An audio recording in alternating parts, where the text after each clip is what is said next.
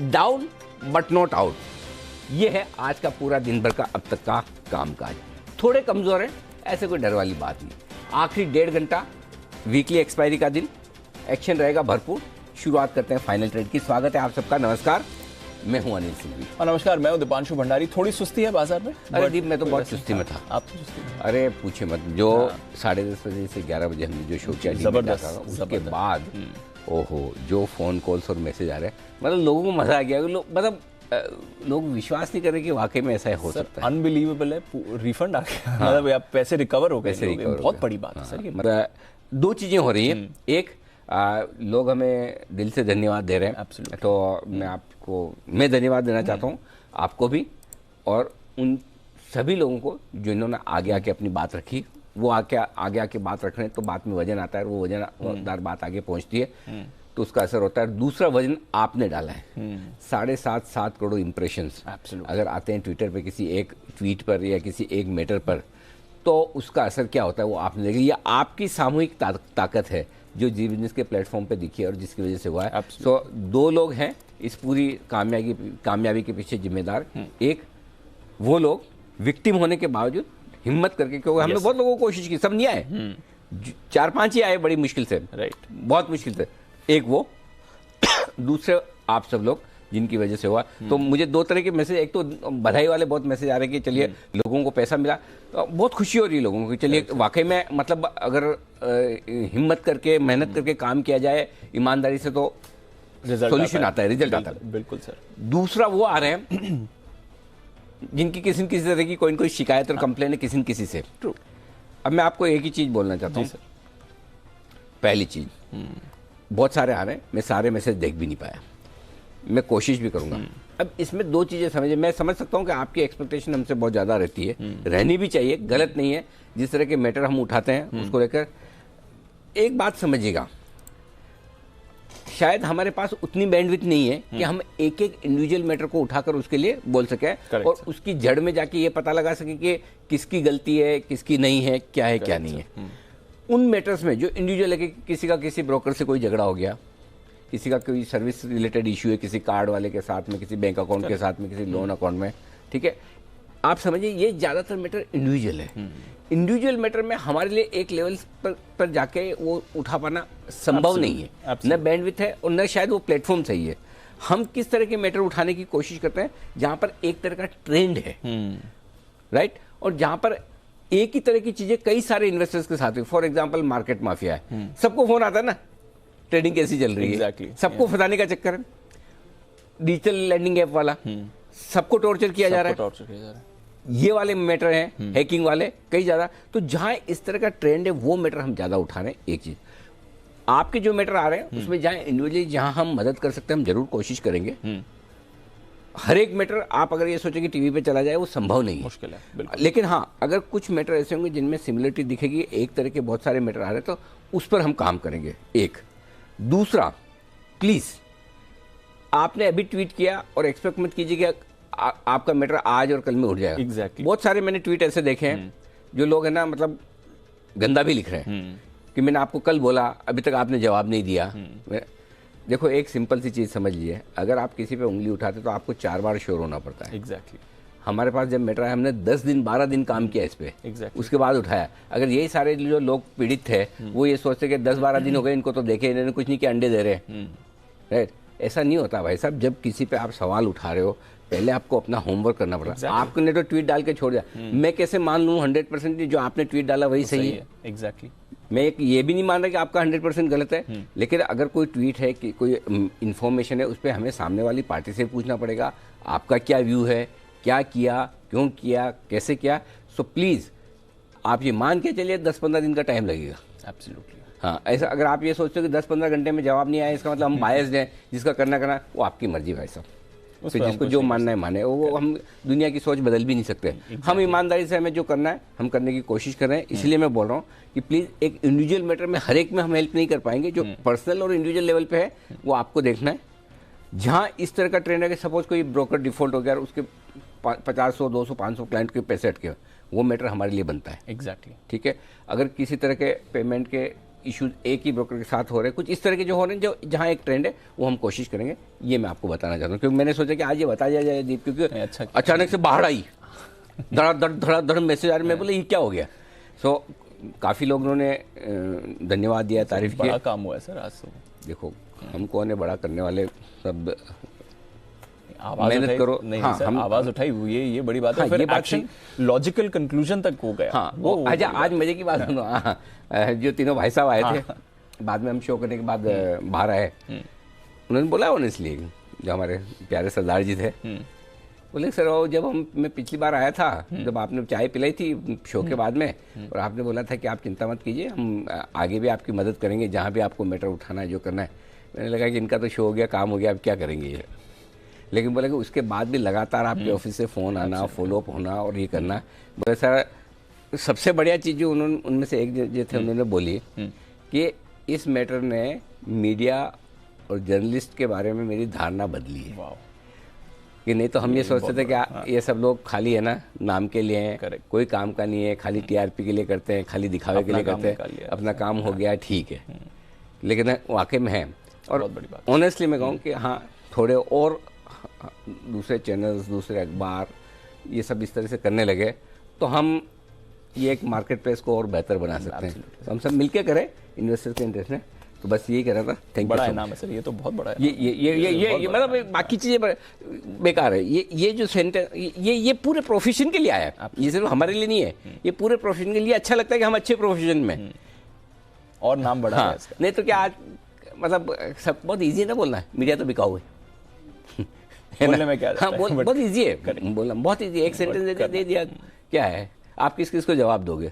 इन बाकी लोगों को छोड़ो, मैं वीकेंड्स पे जो स्पोर्ट्स खेलता हूँ, मेरे दोस्त लोग भी कई बार मस्ती में बोलते हैं मीडिया तो बिकाऊ है।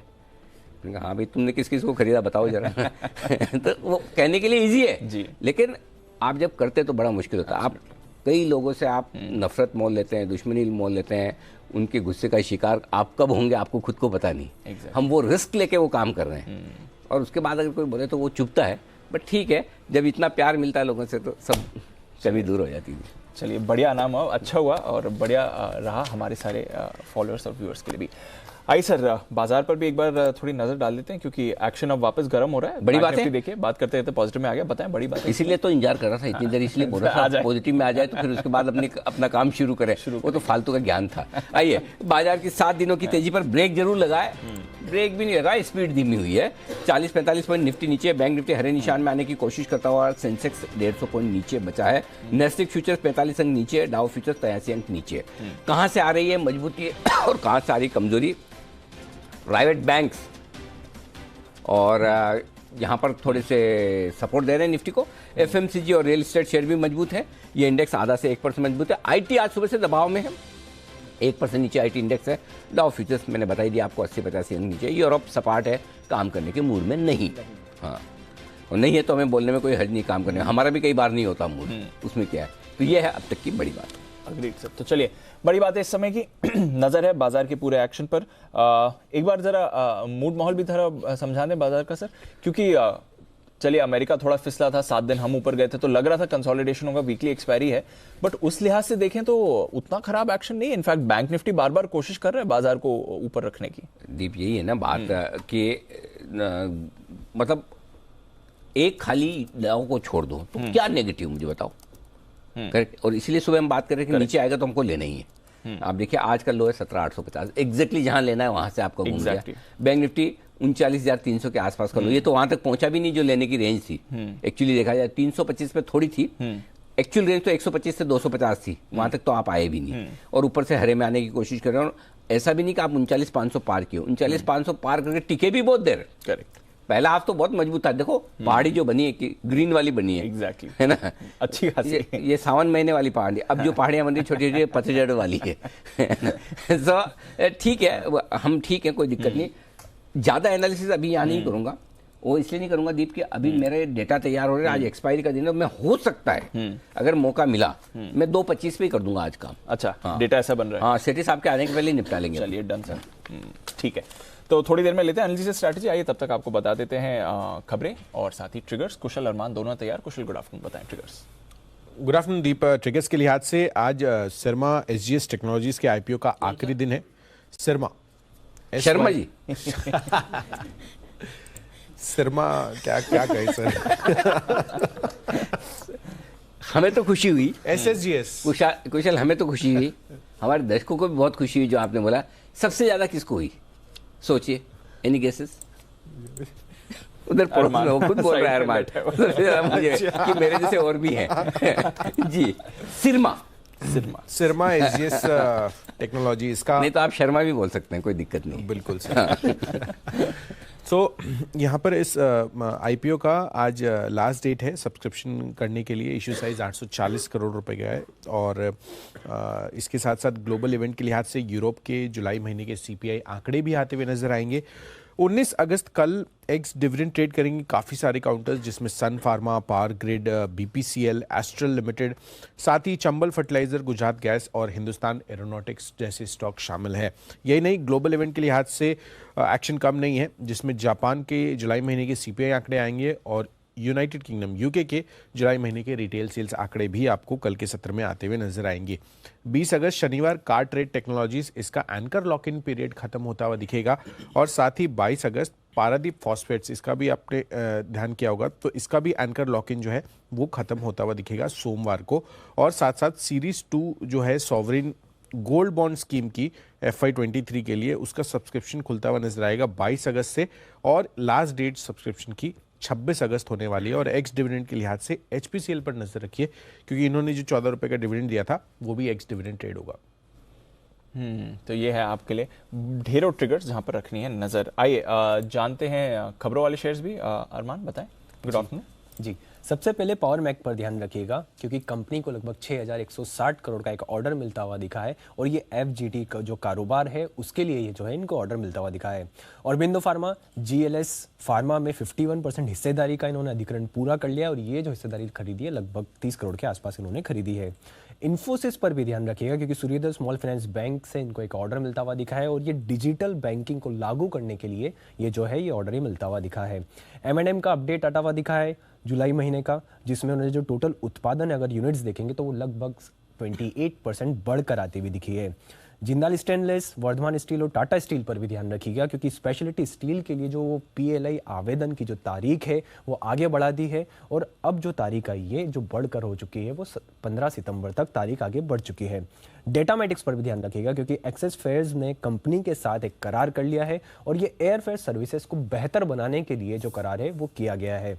होटल स्टॉक, जो सुनवाई दिल्ली हाईकोर्ट में हुई थी वो 31 अगस्त के तक जो है वो मामले को सुनवाई तक आगे तक बढ़ा दिया है और अब जो आगे की सुनवाई तक जो रेस्टोरेंट्स हैं वो सर्विस चार्जेस लेने की उनको अभी छूट है। लुपिन पर भी ध्यान रखिएगा, क्योंकि इनको एक मिर्गी की दवा का एक US FDA से मंजूरी मिलती हुई दिखी है। टाटा मोटर्स, जिसमें कंपनी को 921 इलेक्ट्रिक बसों का एक ऑर्डर मिलते हुए दिखा है और ये ऑर्डर का टाइम फ्रेम देखेंगे तो अब 12 साल तक इन बसों का इनके रेख रखाव जो इनको जो है वो करना है। 921 बस बनाने में 12 साल लगेंगे सर? नहीं, 12 साल तक इनका मेंटेनेंस उनको ऐसा बोलो ना, मुझे लगा 12 साल तक बना के देते रहेंगे हर साल की 80 बसें। ऐसा तो नहीं ना? नहीं सर, मेंटेनेंस 12 साल तक इन्हीं को करना है। मेंटेनेंस करेंगे, ठीक है, ओके।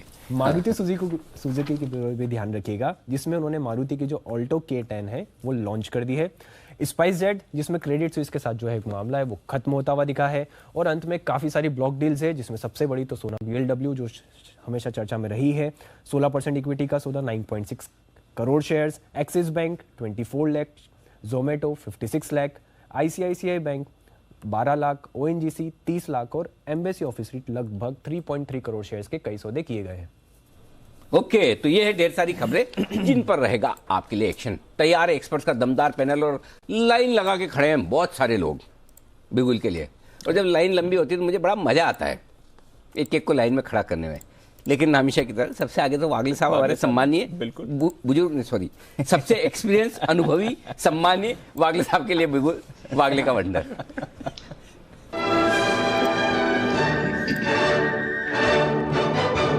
जी वागले साहब बताएं सर।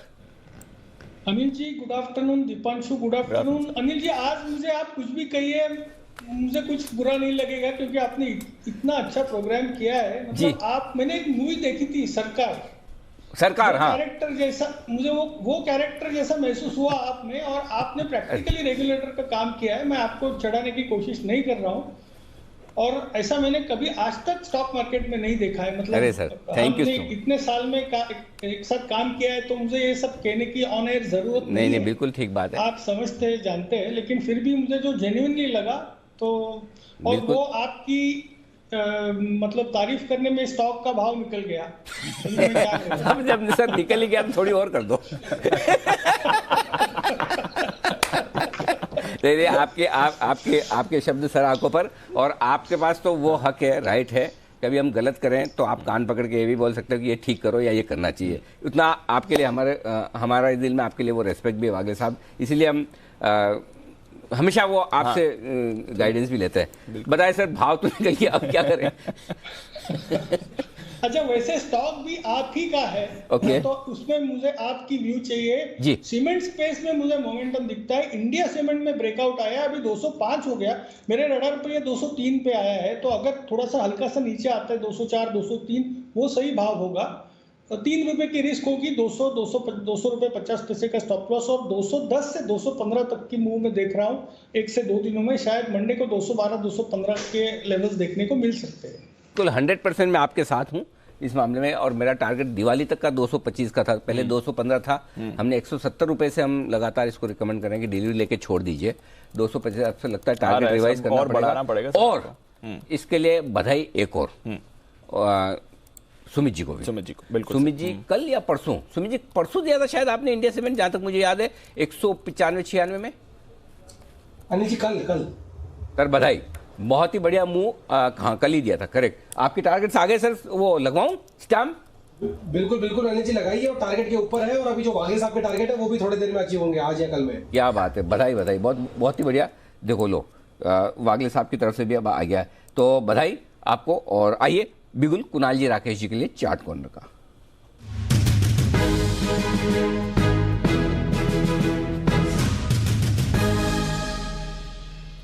ये सर फरमाएं। अनिल जी, पिक बिगुल जो है चार्ट कॉर्नर का है, बट पिक जो है ना वेरी स्पेशल है, खरीदारी की राय है। कोटक महिंद्रा बैंक में बड़े चार्ट पर एक बड़ा रिवर्सल है। एंटायर बैंकिंग, आप लार्ज कैप बैंक्स को देख ले, small cap mid size banks को देख ले, प्राइवेट, सबको इसने अंडर परफॉर्म करा है, और अब ये पीछे से निकला है और काफी तेजी से कैचअप करेगा। 1963 का पहला एग्जैक्ट टारगेट बैठता है, इससे कम पे जो भी खरीद रहा है बेचना नहीं चाहिए। 1963 गोली की तरह ये लेवल्स को टच करेगा, तो एक ओवरवेट खरीदारी की राय है कोटक महिंद्रा बैंक पर। ओवर टू कुणाल जी।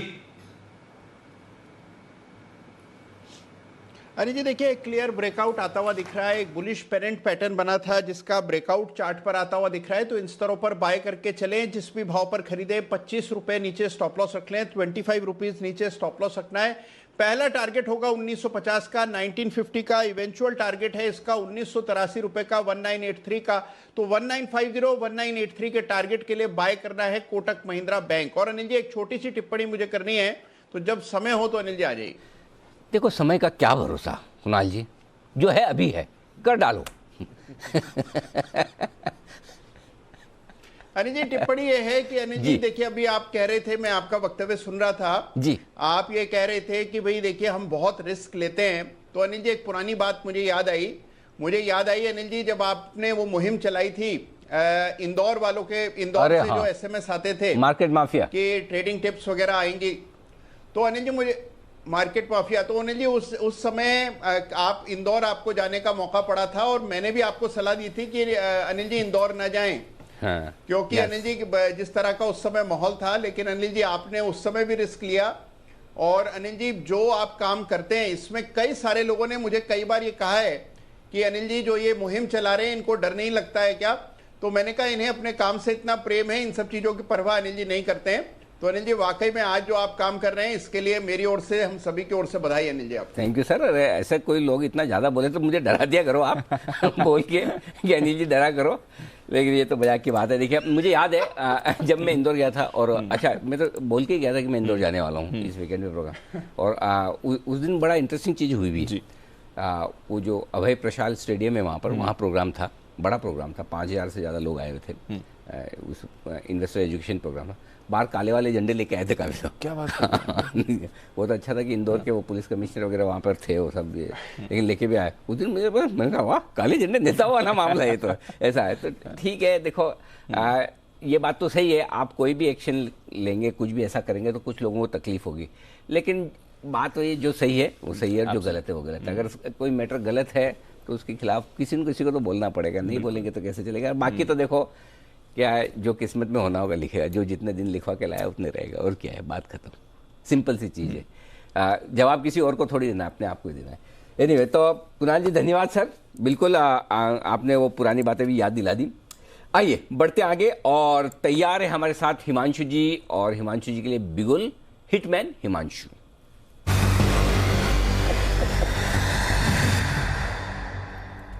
हिमांशु जी, सुबह तो आपकी तबीयत खराब थी, एसपीएल मिड कैप में आए ही नहीं, आपके चक्कर में हमें सिमी जी को बुलाना पड़ा। सिमी जी ने 3-4 बार बोला मेरे स्टॉक इसने ले लिया है, मेरे स्टॉक उसने ले लिया है, हमें बहुत सुनना पड़ा आपके पीछे। गुड आफ्टरनून अनिल जी, तबीयत वाकई में खराब है और ये शो भी मैं घर से ही कर रहा हूँ अनिल जी। चलिए, आप जल्दी से स्वस्थ हो जाए, चुस्त दुरुस्त हो जाए, और फिर भी आप देखिए ये डेडिकेशन है। बिल्कुल। एक तो डेडिकेशन ये जैन साहब का देखिए, दुनिया के किसी कोने में चले जाए, जेम्स मतलब इनको चैन ही नहीं आता, मतलब ये प्रेम है इनका, प्रेम है, बिल्कुल सर। और कुणाल जी, राकेश जी मेरे चक्कर में छुट्टी नहीं लेते बेचारे, घर पे हमेशा है ना, कहीं भी घूमने फिरने की बात आए बोले जा ही नहीं सकते, अनिल जी ने मना किया हुआ है। वैसा हाल मेरे नाम पे टिकट फाड़ते हैं, अलग बात है। हाँ, हालांकि मैं उतना भी मना नहीं करता। और हिमांशु जी भी देखिए बीमार हैं, फिर भी आए। हिमांशु जी धन्यवाद। बताएं सर, क्या पसंद है आपको? अनिल जी, सीमेंट्स पे और इंडिया सीमेंट हमने फ्राइडे को जब नंबर्स आए थे उस वक्त यहाँ पर पिक किया था, टारगेट्स उसी दिन आते नजर आए थे, और बड़े टारगेट 210 215 वाले भी आते हुए नजर आएंगे। अब इसी स्पेस में अनिल जी एक और स्टॉक है जो कि एक टेक्स्ट बुक ब्रेकआउट देता हुआ नजर आ रहा है, और वो स्टॉक है ACC. Anil ji, daily charts पर एक जबरदस्त inverted head and shoulder breakout होता हुआ नजर आ रहा है एज वी स्पीक, 2315 2320 रुपए के आसपास। और अनिल जी, ये क्लियर कट इंडिकेशन है कि इस पूरे सेगमेंट में, इस सेक्टर में एक बड़े मूव जो है आने वाले समय में देखने को मिल सकते हैं। तो एसीसी में करंट लेवल्स पे खरीदारी करके चलेंगे। स्पॉट के लेवल्स हैं 2325 2328, स्टॉप लॉस लगाना है 2305 रुपए का, पहला टारगेट 2370 रुपए का, दूसरा टारगेट 2400 रुपए का, जो कि मुझे लगता है कि आज या कल तक आते हुए नजर आ सकता है। एसीसी में एक बड़े वाला ब्रेकआउट देखने को मिल रहा है, यहाँ पर खरीदारी करके चलने की सलाह है। सीमेंट स्टॉक में कुछ तो बड़ा हो रहा है, एक एक करके सबको पसंद आ रहे हैं। एक जल्दी से क्विक कॉल जैन साहब से भी ले लें, उसके बाद आपके लिए एक एक्सक्लूसिव खबर भी आ रही है। तो जरा जैन साहब, सीमेंट स्टॉक में ये तो सब बड़े बड़े वाले बताएंगे, छोटे वाले तो आप ही बता सकते हो। वो आपका प्रिय दिल के नजदीक वाला मंगलम सीमेंट, मंगलम भी है वहाँ दिल के करीब, कोटा के करीब और जी मंगलम सीमेंट भी है। डेक्कन सीमेंट्स मैंने अभी दिया था रिसेंटली, फ्रेंडशिप डे के दिन भी मैंने ये स्टॉक को दिया है, सॉरी ये रक्षाबंधन पिक के तौर पे। और फिर सारे ये सीमेंट स्टॉक्स अब अच्छा करेंगे क्योंकि रिजल्ट्स में दिखने लगा कि अब माहौल ठीक हो रहा है। हाइडेलबर्ग सीमेंट है, काफी सुस्त रहता है और ज्यादा चलता भी नहीं है।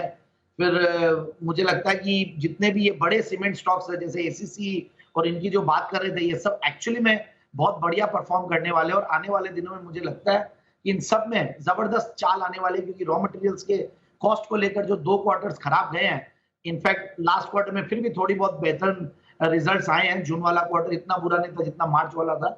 मुझे लगता है कि अल्ट्राटेक, इंडिया सीमेंट्स तो इनफैक्ट सब ने दे दिया हमारे सारे पैनल में से। तो मुझे लगता है कि Deccan cement will be my top pick, Anjani Portland cement और मंगलम सीमेंट, इन पे ध्यान दें। हाइडेलबर्ग सीमेंट है और भी सागर सीमेंट्स है, सब थोड़े चले हुए हैं बट देखते हैं कैसे है। बट यस, बाय और डिक्लाइंस की रणनीति अपनाएं, और बल्कि लेना तो अभी भी स्टैगर्ड वे में ले।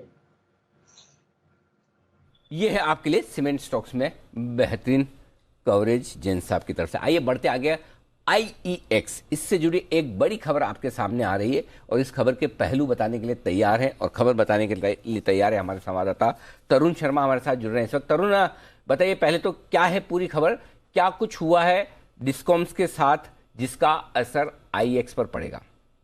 देखिए सर, पूरे देश भर में एक फ्रीबीज को लेकर एक चर्चा चल रही थी कि फ्रीबीज, पावर, इलेक्ट्रिसिटी फ्री करने की जो बात थी, लेकिन पावर मिनिस्ट्री ने आज एक अपना एक सख्त कदम उठाते हुए ये कहा है कि जो राज्य अपने इलेक्ट्रिसिटी बिल या कहें कि ओवर ड्यूज जिनके हैं वो पावर ट्रेडिंग में बाय और सेल ट्रांजैक्शन नहीं कर पाएंगे, या ये कहें कि एक्सचेंज पे अपना ट्रेड नहीं कर पाएंगे।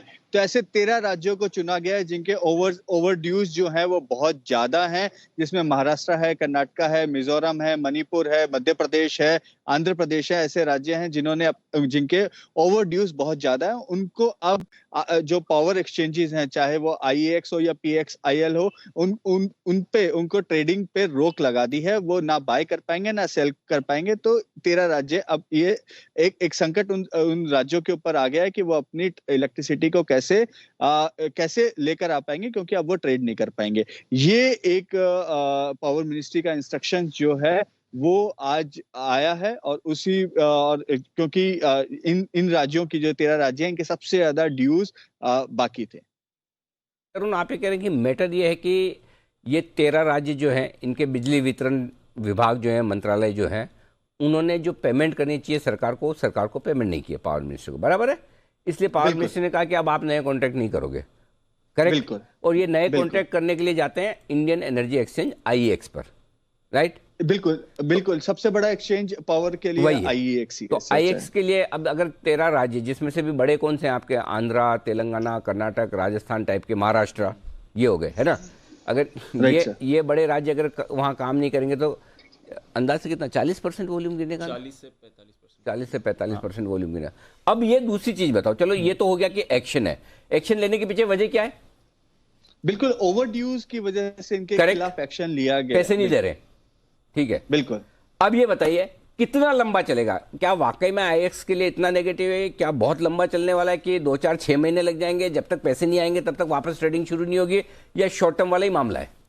बिल्कुल शॉर्ट टर्म वाला मामला है, क्योंकि कोई भी राज्य ये अफोर्ड नहीं कर सकता कि उसके वहां पे इलेक्ट्रिसिटी ना रहे। और कुछ जब बेसिकली क्या है, उनको पैसा देना है, पैसे का अरेंजमेंट 1 दिन 2 दिन 3 दिन के अंदर वो कर सकती है, स्टेट्स जो है वो कर सकती हैं, क्योंकि इलेक्ट्रिसिटी सबसे इंपॉर्टेंट एक इंफ्रास्ट्रक्चर के लिए चाहिए। तो इलेक्ट्रिसिटी पे कोई कॉम्प्रोमाइज कोई भी सरकार नहीं करना चाहेगी। तो ये माना जाए कि हो सकता है कि पूरा पेमेंट ना करें, लेकिन कुछ पेमेंट स्टेट्स जरूर करेंगी। इसके लिए वो पावर मिनिस्ट्री के साथ भी डिस्कशन कर रही हैं, और उस चीज को पूरा करने की कोशिश सरकारें जरूर करेंगी। तो ऐसा लगता है कि ये शॉर्ट टर्म के अंदर ये जो प्रॉब्लम आई है, इसका सॉल्यूशन आ जाएगा। लेकिन हो सकता है कि 13 राज्य ना करें, 5 या 6 राज्य सबसे पहले आए जिनके पास अरेंजमेंट हो सके, और इस पे वो ट्रेडिंग स्टार्ट कर लें। आप ये कह रहे हैं कि इतना भी बुरा नहीं है, ऐसा बहुत ज्यादा डरने सोचने की जरूरत नहीं है। और बड़े राज्य अगर 2-4 दिन में आ गए, बड़े राज्यों को तो पैसे देने में ज्यादा दिक्कत भी नहीं है ना। करेक्ट, बिल्कुल तो ये क्या बिल्कुल सही कह रहे हैं। ऐसा ये मतलब ये वैसा है ना, मतलब कि बच्चा क्लास में मस्ती कर रहा है, ठीक है, उसको 1 पीरियड के लिए बाहर टीचर ने खड़ा कर दिया, स्कूल से रेस्ट्रिकेट नहीं किया, यही है ना। बिल्कुल आप सही कह रहे हैं, आपने बिल्कुल सही एग्जांपल दिया है। हाँ, तो इसका मतलब ये कि मतलब 1-2 दिनों के लिए आपकी ट्रेडिंग रुक जाएगी वापस। तो आई थिंक उस हिसाब से फिर IEX के लिए इतना नेगेटिव तो नहीं है। लेकिन सर एक चीज है, एक मैसेज सरकार ने जरूर दे दिया है कि यदि आपकी इलेक्ट्रिसिटी पे ओवर ड्यूज हैं तो आने वाले समय के लिए आपके सामने संकट खड़ा हो सकता है। और वो संकट का जो तरीका है वो साफ है कि आप पावर एक्सचेंज पे बाय सेल नहीं कर पाएंगे, तो आपके राज्य के अंदर अंधेरा छा जाएगा, और वहां की जनता आपसे पूछेगी कि जो आप 300 यूनिट 600 यूनिट जो फ्री की बातें हो रही हैं, उसको आप कैसे जस्टिफाई कर पाएंगे। परफेक्ट है। तो बिल्कुल क्लियर कट ये मामला कि सरकार सारे ये जो है राज्य सरकारों को और उनके जो इलेक्ट्रिसिटी डिस्ट्रीब्यूशन के जो डिपार्टमेंट है उनको टाइट कर रही है, और उसके लिए इनडायरेक्टली IEX के लिए नेगेटिव हो सकता था, लेकिन IEX का भी सूत्रों के मुताबिक ये मानना है, प्लस तरुण ये कह रहे हैं कि 1-2 दिनों में मैटर क्लियर हो जाए। तो अगर जो लोग IEX पे मूड बिगाड़ कर बैठे हैं कि अरे ये तो क्या होगा, की ट्रेडिंग बंद हो जाएगी, वॉल्यूम 40-50% घट जाएंगे, तो ये बहुत लंबी चौड़ी बात नहीं, 1-8 दिन की बात है। उसको इस पर्सपेक्टिव में देखिए, ज्यादा ऐसा है ना मुंह फुला के मत बैठिए। बाकी जैन साहब बता देंगे IEX के बारे में। ये अच्छा, इससे जैन साहब की राय उनसे पहले तरुण और कुछ ऐड करना चाहते हैं। तरुण बताइए। सर IEX को तो ये उम्मीद है, इसी वजह से उन्होंने अपने ट्रेडिंग आवर्स को जो सेटलमेंट का टाइम है उसको भी बढ़ा दिया है। नॉर्मली वो 12 बजे तक सेटलमेंट करते हैं, उन्होंने पहले 1 बजे किया, फिर 2 बजे किया। तो उनको तो ये उम्मीद है कि ये जो मैटर है वो एक या 2 दिन के अंदर ही सेटल हो जाएगा बस। अरे फिर क्या, और आज ही उन्होंने टाइम बढ़ाया है क्या? बिल्कुल आज ही टाइम पड़ा। अरे फिर क्या, किस चीज की टेंशन है, फिर तो ठीक है। आई थिंक कल से 19 से एप्लीकेबल है ना, तो शायद आज एक्स्ट्रा अगर किसी को करना है तो हाँ, ताकि आज ही पेमेंट करा के मैटर को क्लियर कर सकें तो वो कर रहे हैं। जैन साहब कैसे देखते हैं आप? कोई खास ऐसी नेगेटिव तो दिख नहीं रही है, आईएक्स खरीदने का मौका है फिर नीचे के लेवल पर? नहीं, देखिए नेगेटिव तो नहीं है, बट सर्टेनली सरकार ने दिखा दिया कि हम एक्शन लेते हैं, और वॉल्यूम्स पे छोटा मोटा इम्पैक्ट तो पड़ा ही, और उसके वजह से भाव में दिख भी रहा है। और बाकी एक बहुत बड़ा मूव नीचे से दिया है, हालांकि ऊपर से करेक्ट भी अच्छा खासा हुआ है। और सामने देखिए, मैंने अपने ही चैनल पे न्यूज पर व्यूज पे जब सुना कि दूसरा एक्सचेंज भी आ रहा, हालांकि बहुत ज्यादा थ्रेट अभी लगता नहीं है, बट काफी सारे जो पार्टिसिपेंट्स है इसमें आईएक्स में, वो वहां पे प्रोमोटर्स भी है। तो आने वाले दिनों में ऐसा नहीं है कि बहुत इजी वे रहेगा आईएक्स के लिए कि जो लीडरशिप है उसको मेंटेन करना, थोड़ा बहुत वॉल्यूम पे इम्पैक्ट तो पड़ेगा। तो मैं long term point of view से बोल रहा हूँ, शॉर्ट टर्म में कोई इसका बहुत बड़ा इम्पैक्ट नहीं पड़ेगा। और अभी एक बड़ा करेक्शन 175 180 एक अच्छा खासा रेजिस्टेंस था, जहां एक्सट्रीमली मैं बुलिश भी नहीं हूं अभी। हालांकि स्टॉक को मैंने बहुत निचले लेवल से दिया, वहां पे 5x भी हो चुका है पिछले 1.5-2 साल में। बिजनेस मॉडल सब कुछ बहुत बढ़िया है, बट स्टिल मुझे लगता है कि आने वाले कंपटीशन की वजह से मैं बहुत ज्यादा बुलिश लॉन्ग टर्म में अभी नहीं हूं। टर्म में ज्यादा बुलिश नहीं है जैन साहब, एक बार देख लेते हैं। बट अनिल जी, आशा करेंगे कि एटलीस्ट क्लैरिटी इस मामले पे आ जाए, क्योंकि अगर इंप्लीमेंट हो जाता है तो फिर बड़ा नेगेटिव है। स्टेट्स के पावर की सिचुएशन पर भी थोड़ा इम्पैक्ट आ सकता है, आई डोंट थिंक, लग नहीं रहा है कि लंबा चलना चाहिए। नहीं, देखो वो होगा कुछ नहीं। मतलब आपको वैसे आईएक्स बेचना है, शॉर्ट करना आपकी वो मर्जी, अलग बात है। हाँ, वो आपकी मर्जी। करेक्ट, इस खबर के दम पे नहीं करना चाहिए। राइट, हाँ, ये क्लियर है। हाँ, ये क्लियर है, क्योंकि इस खबर में ऐसा कुछ नहीं है कि जो एक आध दिन की पावर ट्रेडिंग में कोई खास फर्क नहीं पड़ता, उसमें ट्रेडिंग आवर्स एक्सटेंड करके वो उसको करने का। बेसिकली सरकार को करना है टाइट, सारे राज्य सरकार को, भाई देखो सुधर जाओ, है ना। और वो हो गया मैसेज क्लियर, और वो हो जाएगा। सो आईएक्स के लिए ये सब छोटी मोटी चीज चलती रहेगी। इधर ट्रेडिंग वॉल्यूम कहूँगा कहीं और बढ़ा लेंगे वो, कोई ऐसे मुझे नहीं लगता कि ऐसे बहुत चिंता करने की बात है। और रहा सवाल क्या है कि अब उसमें मणिपुर मेघालय भी टाइप भी है राज्य, उनसे कौन सा वॉल्यूम आता है? तो जो बड़े स्टेट से वॉल्यूम आता है वो तो तुरंत कर ही लेंगे। सो आई थिंक कोई नेगेटिव नहीं है। तो आप जो भी पोजीशन ले उस हिसाब से सोच समझ कर लें। Understood sir. आइए करते हैं स्वागत सीटी साहब का। वक्त है सदाबहार सीटी साहब की शॉर्ट टर्म पिक्स का।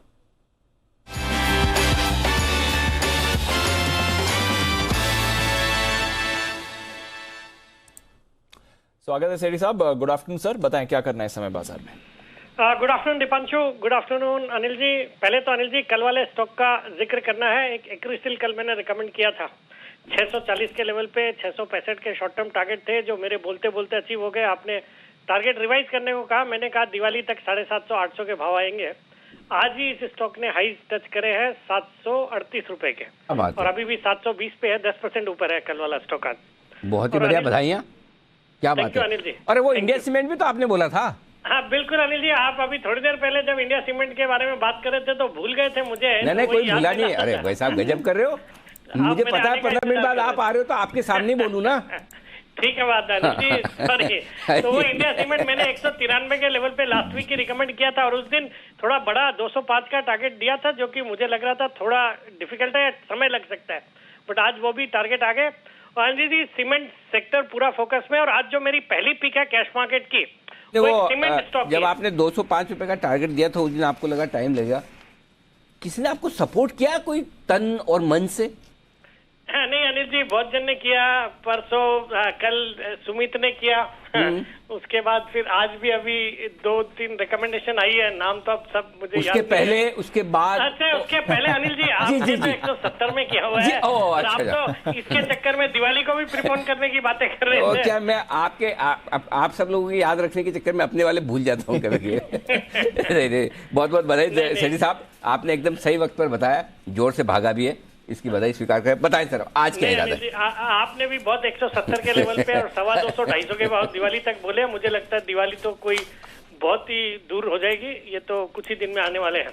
अच्छा इसमें भी है ना एक चीज और बताओ, सेठी साहब भी है, जैन साहब भी है, हमारे बाकी लोग हैं, बहुत सारे लोग इसमें भी है ना ट्वीट करते हैं और बोलते हैं आप एक दूसरे लोगों की तारीफ करते हो, एक दूसरे को मस्का लगाते हो, एक दूसरे को ये करते हो वो करते हो, बहुत लोग करते हैं। देखो आप को 100 लोग फॉलो करते तो 95 अगर आपकी ताली बजाएंगे तो 5 गाली भी देंगे। Exactly. ये हो गई। ये बंसल जी को डेडिकेटेड है ये वाला जो मैं आप बता रहा हूँ। क्योंकि अब आजकल देखो बंसल जी बहुत मैच्योर हो गया। आजकल बंसल जी ट्विटर को ट्वीट को लेकर कहाँ है बंसल जी। हाँ, तो वो है ना, वो आजकल ज़्यादा दुखी नहीं होते हैं। वो मैंने बंसल जी को समझा दिया। देखो मेरा एक सिंपल फॉर्मूला है। हमारे पास 6 लोग ये बैठे हैं, हम इनको भला बुरा कहें, अरे क्या जैन साहब ऐसे कैसे बैठो, सीधे बैठो, है ना, मतलब कोई अरे मतलब अरे जैन साहब मतलब बता रहा हूँ ऐसा, आप तो आराम से बैठो। मतलब अगर किसी को कुछ गलत बोलना है तो बोलने के 50 रीजन निकल सकते हैं। अगर मुझे आप में गलती निकालनी, चीज नहीं निकाल सकता आप मुझे निकाल, अरे भाई किसी को प्रेम ही तो दे रहे हैं, इज्जत ही तो दे रहे हैं, सम्मान ही तो दे रहे हैं, गाली थोड़ी दे रहे हैं, रेस्पेक्ट कर रहे हैं। उसमें भी लोगों को तकलीफ है। किनको है? जो न देना जानते न लेना जानते। कभी लोगों को प्यार और इज्जत दे के देखो, जो आपको आनंद आएगा और जो बदले में आपको मिलेगा डबल वापस ये है। तो इसलिए है ना, हमें किसी को ऐसा दिखाने करने के लिए उसकी जगह ये दिल से निकलता है। अच्छा, एक्टिंग भी आदमी कितने दिन कर सकता है? रोज तो नहीं हो सकता। बराबर है। 4-5 साल से तो अभी यहाँ आप देख रहे हो, पहले से भी देख रहे हो, तो एक्टिंग तो रोज नहीं होगी। इसलिए हम तो ऐसे ही रहेंगे भाई, इज्जत देंगे भी, जरूर देंगे, सम्मान देंगे भी, प्यार भी देंगे। हमारा तो तरीका ही है। बिल्कुल। बाकी तो बग्गा साहब आके बोल के जाते हैं कि आधी उम्र की एंकर्स जो होती है उनको अजय अजय करती है। वसीम साहब ने सुबह सुबह आज इंग्लिश चैनल की बैंड बजा दी है ना। बिल्कुल। तो इसलिए हमारा जैसा है ठीक है, आपको पसंद है बहुत अच्छी बात है, नहीं पसंद है हम कोशिश करेंगे और सुधरने की। बस आइए सेठी साहब बताइए अपनी पिक्स। बिल्कुल अनिल जी, जो आज का पहला स्टॉक है सीमेंट स्पेस से ही है। आज पूरा सेक्टर फोकस में है। कई 2-3 स्टॉक्स अभी हाल ही में, मतलब थोड़ी देर पहले बाकी लोगों ने भी रिकमेंड करे। स्टॉक का नाम है ओरिएंट सीमेंट, जो अभी 119 के लेवल पे ट्रेड करता है। सीके बिरला ग्रुप की कंपनी है, जिसकी सीमेंट की कैपेसिटी है 8 मिलियन टन की, क्लिंकर की कैपेसिटी है 5.5 मिलियन टन की। एक वैल्यूएशन के लिहाज से देखेंगे, ईवी पर टन के लिहाज से बहुत ही सस्ता है, मतलब सबसे सस्ता स्टॉक है। बाकी कंपनी के फंडामेंटल्स बहुत अच्छे हैं। प्राइस अर्निंग्स मल्टीपल के लिहाज से देखें 11 के मल्टीपल पे, जबकि इंडस्ट्री एवरेज है 30 का। Return on equity 17%, return on capital employed 23%। Date reduction पे अच्छा खासा फोकस है कंपनी का। इसका डेट इक्विटी रेशियो FY20 में था 1.02, वो अब घट के 0.20 पे आ गया FY22 में। बाकी FIS DIS भी 19% स्टेक ओन करते हैं, जिसमें नामी गिरामी फंड्स हैं, फ्रैंकलिन है, निप्पॉन है, HDFC, ABSL और राकेश झुनझुनवाला जी जो अब हमारे बीच नहीं रहे, वो भी इसमें 1.22% स्टेक ओन करते थे या करते हैं, अभी भी ऐसे ही बोलेंगे, करते हैं, बिकॉज उनकी फैमिली को ट्रांसफर हो गया होगा या हो जाएगा। फिर bits Birla institute of technology and sciences भी 1.72% स्टेक ओन करती है। और ये कंपनी ने अनिल जी, ये जो कोल की जो शॉर्टेज के कारण जो सीमेंट इंडस्ट्री को तकलीफ हो रही थी, उससे भी लड़ने का एक तरीका अपनाया। इन्होंने वेनेजुएला से ये पेटकोक इंपोर्ट किया है, जो कि इनके कॉस्ट को रिड्यूस करेगा। वो कोल के जो प्राइस बढ़ी हुई है उससे उनको छुटकारा मिलेगा। तो वो भी इसने किया है, करीबन 30,000 मीट्रिक टन इस क्वार्टर इंपोर्ट किया है। तो मुझे लगता है ये सबको देखते हुए, प्लस जिस तरह की ट्रैक्शन एक सीमेंट स्टॉक्स में देखा जा रहा है, पर्टिकुलरली अडानी ग्रुप के इस सेगमेंट में आने के बाद, मुझे लगता है ये स्टॉक यहाँ से कमाल करना चाहिए। शॉर्ट टर्म टारगेट है 130 रुपए का, स्टॉप लॉस 115 का। अगर स्टॉप लॉस 130 के टारगेट के लिए ओरिएंट सीमेंट में करे खरीदारी। बताएं सेठी साहब दूसरी पिक। दूसरा स्टॉक भी अनिल जी एक ऐसे स्पेस से है जो कई लोगों को पसंद नहीं आता है। स्टील स्टॉक है, छोटा स्टील स्टॉक है, सनफ्लैग आयरन एंड स्टील, जो 87 रुपए के लेवल पे अभी ट्रेड करता है। ये कंपनी स्टील बनाती है ऑटोमोबाइल, डिफेंस और रेलवेज, इन सेगमेंट्स के लिए, जो कि बहुत ही मतलब ग्रोथ वाले सेगमेंट है, जहां पे अच्छी डिमांड देखी जा रही है। मार्की क्लाइंट लिस्ट है, जितने लीडिंग ऑटो के OEMs है उनको ये कंपनी सप्लाई करती है। फिर अभी थोड़ी देर पहले न्यूज फ्लैश हो रही थी कि जो स्पेशलिटी स्टील के लिए PLI की डेट को भी एक्सटेंड किया है गवर्नमेंट ने। फिर मेरा ये मानना कि जो स्टील स्टॉक्स है वो अब करंट लेवल्स पे ऑलमोस्ट बॉटमिंग आउट हो रहे हैं। स्टील की अब डिमांड भी ठीक होती जा रही है, प्राइजेस भी जो अपने लोज से अच्छे खासे रिकवर हो रहे हैं। फिर हमने जैसे पिछले 2-3 दिनों में देखा, ये जो जिंक के प्लांट्स यूरोप और चाइना में बंद हुए हैं, एल्यूमिनियम के प्लांट्स बंद हुए बिकॉज ऑफ पावर क्राइसिस। मेरा मानना कुछ दिनों में ऐसे भी होगा कि कुछ स्टील के प्लांट्स भी बंद हो रहे हैं, तो उसका एक फायदा स्टील स्टॉक्स को देखने को मिलेगा। और इस कंपनी के वैल्यूएशन तो बहुत ही सस्ते हैं। बुक वैल्यू है 97 की, स्टॉक ट्रेड करता है यही 87, 86, 87 के लेवल पे। बाकी हाल ही में इनको आर्बिट्रेशन अवार्ड के जरिए 1200 करोड़ रुपए मिले, जबकि कंपनी की खुद की अभी मार्केट कैप है सिर्फ 1500 करोड़, मतलब 1200 करोड़ का तो इनको आर्बिट्रेशन का अवार्ड मिला अभी रिसेंटली। और डाइडो स्टील जापान इसमें 10% स्टेक ओन करती है, फिर और भी कई मार्की इन्वेस्टर्स हैं। मुझे लगता है ये स्टॉक भी जो इसके हाइज थे 136 रुपए के, वहां से अच्छा खासा करेक्ट हुआ है। इन लेवल्स पे खरीदारी करने की सलाह, और इसमें भी थोड़ा बड़ा एक 100 रुपए का टारगेट है, 82 रुपए का स्टॉप लॉस। रुपए के स्टॉप लॉस के साथ सनफ्लेग आयन में करेक्ट खरीदारी, ये राय सेठी साहब की तरफ से। Orient Cement, Sunflag Iron, 2 mid cap stocks में खरीदारी करने का है। सेठी साहब धन्यवाद दिल से आपका। आइए मार्केट स्ट्रेटजी ले लें। कर ही लो भाई, 240 हो गए। बहुत लोग बोल रहे हैं भाई कहाँ आप लगे हो, बोले कौन देगा। सॉरी, देते तैयार है, आइए मार्केट स्ट्रेटजी।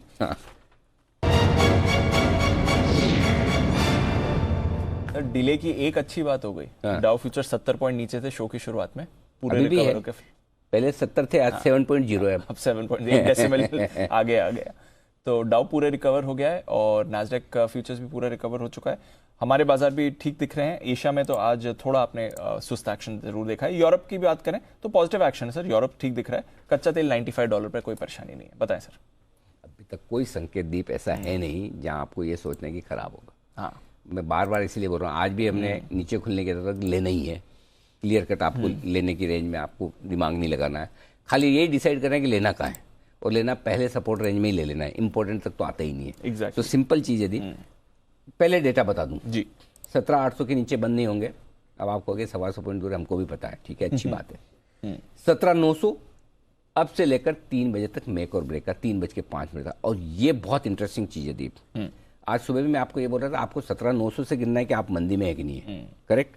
इस वक्त आप 30 पॉइंट तेजी में है, कॉन्फिडेंस रखिए। और अगर 3 बजे तक, 3:05, क्योंकि ऑलरेडी आप निकल चुके 17,900 के ऊपर, अगर रह गए, सुनिएगा ध्यान से, अगर 18,000 कर देगा आज ही। हाँ, ओहो, तो बड़ा मूव हो जाएगा। हाँ, अब बताओ, अब आप सोच लग रहे हो क्यों बोल रहा हूँ। 17,900 के कॉल पर 1,67,00,000 शेयर है। 1,70,00,000 शेयर करीबन हाईएस्ट है, उसके ऊपर आप चल रहे हैं। छोटी सी एक बाधा है, छोटी सी नहीं, सॉरी, छोटी सी नहीं, बड़ी बाधा है, लेकिन वो पार कर गया तो ऐसा जोर से भागेगा। आज ही 18,000 दिखाएगा, वो है 17,950 की। कैसे दीप? 17,950 पे 1,11,00,000 शेयर फिर से आज कॉल राइटर है। तो अब आप ये देखो, 17,950 तक आपके कॉल राइटर कितने हो गए? 3.5 करोड़, सॉरी, हाँ 3.5, 1 करोड़, 2 करोड़, हाँ नहीं सॉरी 2.5 करोड़, 3.5 नहीं 2.5 करोड़, 2.5 करोड़ शेयर आपके जो आज ही एक्सपायरी के।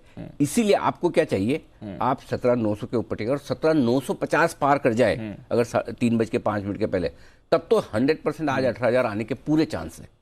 अब 18,000 का मतलब वो ऐसा मत लगाना सेंचुरी होगा कि 17,999 को आप 18,000 नहीं मानोगे, इतना भी बेरहम मत होना। मतलब 18,000 के आसपास आपका पहुंच जाएगा, क्योंकि शॉर्ट अभी भी बहुत, और आज बहुत सारे हो गए। 17,900 पे आज 1,07,00,000 शेयर शॉर्ट जुड़े हैं। ठीक है, मान लेते हैं कि वो आज के लिए ही है, ऐसी कोई ऐसा नहीं कि लंबा रखना, उनको सब आज ही कट जाएंगे, आज ही निकलना पड़ेगा। लेकिन फिर भी है तो सही ना। तो ये गिरने नहीं देंगे, और आप 17,900 के, तो मेरा ये मानना है कि मजबूत क्लोजिंग देखने को मिलेगी, 17,900 के ऊपर मिलेगी। और हो सकता है हम और बेहतर 17,950 के ऊपर भी देख लें। तो 17,950 हल्की फुल्की रुकावट है जहां पहुंच गए। लगता है 18,000 आज छूने का, या उसकी तरफ 5-10 पॉइंट ऊपर नीचे हो सकता है, लेकिन उधर जाने का मन निफ्टी का साफ दिख रहा है, ये डेटा में नजर आ रहा है। और ऊपर से डाउ फ्यूचर भी आपको सपोर्ट कर रहा है। तो छोटी रुकावट 17,950 है, उसके बाद पार करके टिक गए। तो अब मैं थोड़ा सा चेंज कर रहा हूं, चूंकि आप 17,940 पे आ गए, 3 बजे तक 17,950 को होल्ड करना है आपको ऊपर का। वो पार कर दिया तो 18,000 आज के आज ही आपका हो जाएगा। ठीक है, अब आइए बैंक निफ्टी 39,552 पे है। पहली चीज, स्ट्रॉन्ग सपोर्ट जो है आपका 39,300 से 39,400 की रेंज में, इसके नीचे जाएगा ही नहीं। ठीक, और 39,400 पर 61,00,000 शेयरों का ओपन इंटरेस्ट है, हाईएस्ट है। बैंक निफ्टी में ये 100 पॉइंट की रेंज, 300-400 मिला के दीप सोचो 1,10,00,000 शेयरों का ओपन इंटरेस्ट है, दोनों स्ट्राइक प्राइस में, इतना सपोर्ट है। रुकावट का है 39,500 से 39,600 की रेंज में है। बहुत कम बार आपको ऐसे देखने को मिलता है कि बैंक निफ्टी पे हाईएस्ट ओपन इंटरेस्ट 100 पॉइंट की रेंज में हो। 39,400 पे हाईएस्ट ओपन इंटरेस्ट है पुट में, 39,500 पे हाईएस्ट ओपन इंटरेस्ट है कॉल्स में। और मजे की बात देखिए, 3 बजे पहले आप 39,500 के ऊपर टिक गए, 600 के ऊपर वापस 39,600 पे निकलता है, जो यहाँ से 40 पॉइंट दूर है। ये एग्रेसिव शॉर्ट कवरिंग तैयार करेगा, तब आपका 39,675 और 39,750 का टारगेट आज ही आ जाएगा। बड़े टारगेट से ये शॉर्ट कवरिंग के लिए तैयार हो रहा है और ये शॉर्ट कवरिंग 2 वजह से हो रही है जी। 3, पहला डेटा की वजह से, दूसरा एक्सपायरी की वजह से, ये दोनों तो पहले भी थे, और तीसरा डाउ फ्यूचर्स की वजह से। तो आई थिंक आखिरी पौन घंटे में हम अच्छी शॉर्ट कवरिंग के लिए फायरवर्क्स के लिए तैयार होते दिख रहे हैं, बाकी ईश्वर की इच्छा। बिल्कुल। और बात करते करते देखिए निफ्टी पॉजिटिव टेरिटरी में आने की तैयारी में आएगा, बस 3 पॉइंट नीचे, और बैंक निफ्टी तो ऑलरेडी 100 पॉइंट ऊपर आपको दिख रहा है। डेज हाई पर बाजार आ रहे हैं। आइए कुछ और बेहतरीन कॉल से तैयार, पहले बिगुल सुमित जी के लिए, सुमित का super hit.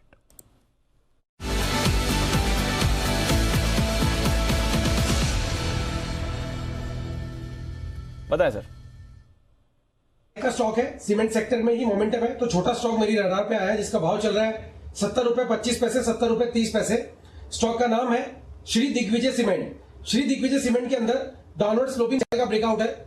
Shri Digvijay cement के अंदर 200 डीएमए लेवल्स का ब्रेकआउट है, रिसेंट के स्विंग हाई का ब्रेकआउट है, और मई 2022 के हाई के लेवल्स के ऊपर ये अभी आ चुका है। मेरे को ऐसा लग रहा है कि स्टॉक के अंदर यहां से आने वाले कुछ ही दिनों में 10% का मूव या 15% का मूव ऊपर की तरफ देखने को मिलेगा। 65 रुपए का स्टॉक का नीचे में सपोर्ट है। 65 के स्टॉप लॉस से श्री दिग्विजय सीमेंट में यहाँ पे सीएमपी पे खरीदारी करें। ऊपर के अंदर 76 रुपए का पहला टारगेट बनेगा, 76, 80 रुपीज का दूसरा टारगेट बनेगा। तो 76 से 80 के 2 टारगेट्स को ध्यान में रखते हुए श्री दिग्विजय सीमेंट में यहाँ पे सीएमपी पे खरीदारी करें, 65 का नीचे में स्टॉप लॉस लगाएं। ओके, तो 65 के स्टॉप लॉस के साथ 76 और 80 के टारगेट के लिए श्री दिग्विजय सीमेंट्स पर करें खरीदारी। आइए श्रीकांत चौहान साहब भी हमारे साथ शो में जुड़ चुके हैं, करते हैं उनका स्वागत। बिगुल BTSTT।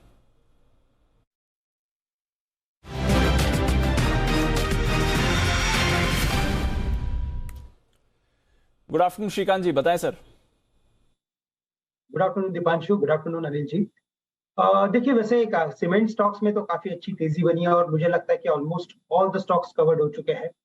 अगर शायद उसमें अगर ये कवर्ड अगर नहीं हुआ है दालमिया भारत, तो मुझे लगता है कि वो एक स्टॉक है कि जिसे हम बिल्कुल रडार पे रख सकते हैं, क्योंकि ये स्टॉक पॉजिटिवली डाइवर्स कर रहा है, यानी कि इसमें एक पॉजिटिव मोमेंटम बन चुका है और इसकी जो प्रीवियस हाइज थे वो तकरीबन 1600 रुपए के करीब के थे, उसे इसने कॉन्फिडेंटली आज क्रॉस किया है along with overall participation of this sector. तो मुझे लगता है कि ये स्टॉक यहाँ से एक बार 1720 1730 के लेवल्स बिल्कुल दिखा सकता है, और उसके बाद के जो अगले लेवल्स बन के आ रहे हैं वो 1800 के करीब के हैं।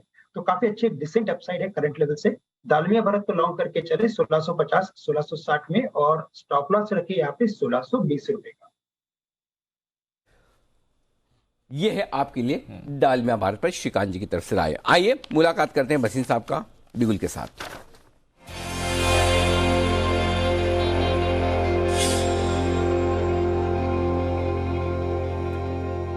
बसीन साहब सुस्वागतम, स्वागत है सर। बताएं sir, outlook update. Good afternoon Anil ji. तो आज मेरे हिसाब से एक्सपायरी है और स्कॉट स्क्वीज भी हो रहा है, तो दोनों तरफ की वॉलेटिलिटी है, लेकिन कोई भी डिक्लाइन लेने के लिए है। आज आईटी में करेक्शन है, लेकिन आपको बताऊं अब ऑयल हैज बॉटम्ड आउट और मुझे क्रूड में तेजी और मेटल्स में उसके साथ की तेजी दिख रही है। तो metals and crude will lead the rally and autos will be the biggest beneficiary because they have got nice good inventory gain. तो आप स्टॉक स्पेसिफिक रहिए। आपको अपडेट भी दे दूंगा। L&T मैंने सुबह दिया था, देखिए आज का आउट परफॉर्मर है। उसके अलावा मैंने अशोक लीलैंड कहा था। Ashok Leyland is a no brainer. आपको बोलूं third largest bus maker, second largest CV maker, और उसका जो इंटरमीडिएरी कंबस्शन व्हीकल है ट्रांसपोर्टेशन का दोस्त, that is doing record business. तो 47-48 में मिस मत करना। आपको अशोक लीलैंड लेना। ये 58 रुपए का इसका ऑल टाइम हाई है, ये 175 जाएगा। इसके अलावा सेल लीजिए। SAIL is the biggest beneficiary of export orders and as steel prices pick up, local production will be very very strong. तो 83 रुपए में सेल लीजिए, 80 रुपए का stop loss. SAIL is headed to 90-92। और तीसरा पिक है आपका अपोलो हॉस्पिटल, जो मैं पहले भी कह चुका हूं। I think numbers of very very far fetched and this stock should go to 4500। Okay, तो अशोक लेलैंड अपोलो हॉस्पिटल सुबह भी बताएं बसिन साहब ने, अभी फिर से आपके लिए वो है नया स्टॉक है सेल, जहां पर 80 रुपए के स्टॉप लॉस के साथ 90-92 के टारगेट के लिए करनी है खरीदारी। बहुत बहुत धन्यवाद सर ये बेहतरीन पिक्स देने के लिए। कल सुबह फिर होगी आपसे मुलाकात 9:45 पर। आइए बढ़ते आगे, और ढेर सारे स्टॉक्स आज फिर से एक्शन में आपको दिख रहे हैं, उन्हीं पर राय ली जाए। जैन साहब, एक और स्टॉक है जो आपके ये लिस्ट में भी रहा है, रिकमेंडेशन लिस्ट में, और जिसके फंड रेजिंग के लिए बोर्ड बैठक, इन्फोबीम ही है ना जिसकी आई है। अगले हफ्ते शायद मेरे ख्याल से बोर्ड बैठक है फंड रेजिंग पे। इन्फीबीम, अरे वो नाम थोड़ा कंफ्यूजन है। इन्फीबीम नहीं, ये वाला नहीं, वो महंगा वाला 600 650 वाला इन्फोबीम होगा फिर वो। हाँ, इन्फीबीम तो छोटा वाला, इन्फोबीम। जैन साहब भी ट्रेक करते हैं। हाँ जैन साहब बताओ, आपको बताइए, बताओ। बिल्कुल इन्फोबीम्स तो ऐसा स्टॉक है अनिल जी की, वन ऑफ द बेस्ट, मतलब मल्टी बैगर बना है ये। बीएसई से एसएमई का आईपीओ था ये, एसएमई से माइग्रेट किया बीएसई मेन बोर्ड पे, फिर मेन बोर्ड से बीएसई मेन बोर्ड से एनएसई पे भी अब आ गया है। और ये स्टॉक मुझे याद है सितंबर 2020 में जब जैन साहब के जेम्स में नए नए स्टॉक्स लाते थे, अब तो क्या कई बार रिपीटेशन भी थे और काफी लोग के सबके रडार पे आ गए वो नाम। तो इन्फोबीम्स उस टाइम पे 120 रुपए के लेवल्स पे दिया हुआ ये स्टॉक है, और आज देखिए वहां से 650 के लेवल्स, और मुझे अभी भी ये स्टॉक गजब का लगता है और बहुत बढ़िया लेवल्स पे, अभी ऊपर के लेवल से भी करेक्ट हुआ है और अच्छे खासे रिजल्ट्स दिए हैं। मतलब 12 करोड़ का पैट है, जनरली 10 करोड़ 11 करोड़ यही पैट रहे हैं, और पिछले 5-6 क्वार्टर्स बहुत बढ़िया गया। तो मेरे हिसाब से इस स्टॉक को बिल्कुल ले, और ये कंपनी की जो ग्रोथ प्लान्स है या जो टीम को मैं देखता हूँ, और मैंने इनफैक्ट आपके शो में, जो फेवरेट शो है मेरा न्यूज पर व्यूज, उसमें भी मैंने मैनेजमेंट को सुना था, और उस टाइम पे शायद 1000 करोड़ के मार्केट कैप के आसपास आई थी कंपनी, और अब 1550 करोड़ की मार्केट कैप पे कंपनी बैठी है। तो मेरे हिसाब से अभी भी सस्ता लगता है, कोई बहुत महंगा नहीं है। जिस तरीके के रिटर्न नंबर्स है, जिस तरीके के फंडामेंटल्स है, तो मेरे हिसाब से इस स्टॉक को लेके रखे इन लेवल्स पे, और 875 का हाइज बनाया हुआ है, तो एटलीस्ट 850 875 के लेवल्स भी आने वाले सालों में क्रॉस करेंगे। ओके, तो ये है आपके लिए राय इस वक्त जैन साहब की तरफ से इन्फोबीम्स पर 5% का दमदार एक्शन, और जैन साहब के बोलने के बाद और भाग रहा है। चलिए बहुत ही बढ़िया। तैयार है वागले साहब भी, एक बिगुल उनके लिए भी हो जाए, वागले का वंडर।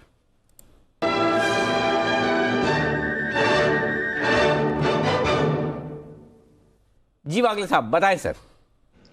अनिल जी, एक हाई मोमेंटम स्टॉक है जो काफ़ी टाइम के बाद पिछले 6-8 दिनों का कंसोलिडेशन से निकल रहा है। स्टॉक का नाम है SRF, और ये जब चलता है तो वन में चलता है। अभी 2520-21 का भाव है।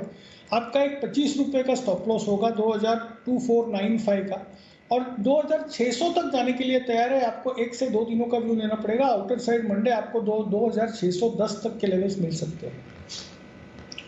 आपके लिए SRF में खरीदारी करने की राय वागले साहब की तरफ से। आइए बढ़ते आगे, और IRCTC ये स्टॉक आज फोकस में है, एक्शन में है, और इसके लिए खबर ये आई कि कुछ बड़ा एक्शन ये करने जा रहे हैं। इस पर भी हम आपके लिए एक बड़ी खबर लेकर आने की तैयारी में, थोड़ी देर में जुड़ेगा हमारे साथ, और वो हम आपको बताएंगे भी। सिद्धार्थ सेदानी साहब ने भी एक रिक्वेस्ट भेजी है फोन अ फ्रेंड की, लाइफलाइन यूज करना चाहते हैं, तो देखते हैं अब उनसे भी हम मुलाकात करेंगे और उनसे भी राय लेंगे। आइए, एक स्टॉक और है जहां पर एक्शन भरपूर होता दिख रहा है, वो है जैन साहब की रिकमेंडेशन लिस्ट में जहां तक रहा है मुझे ध्यान है।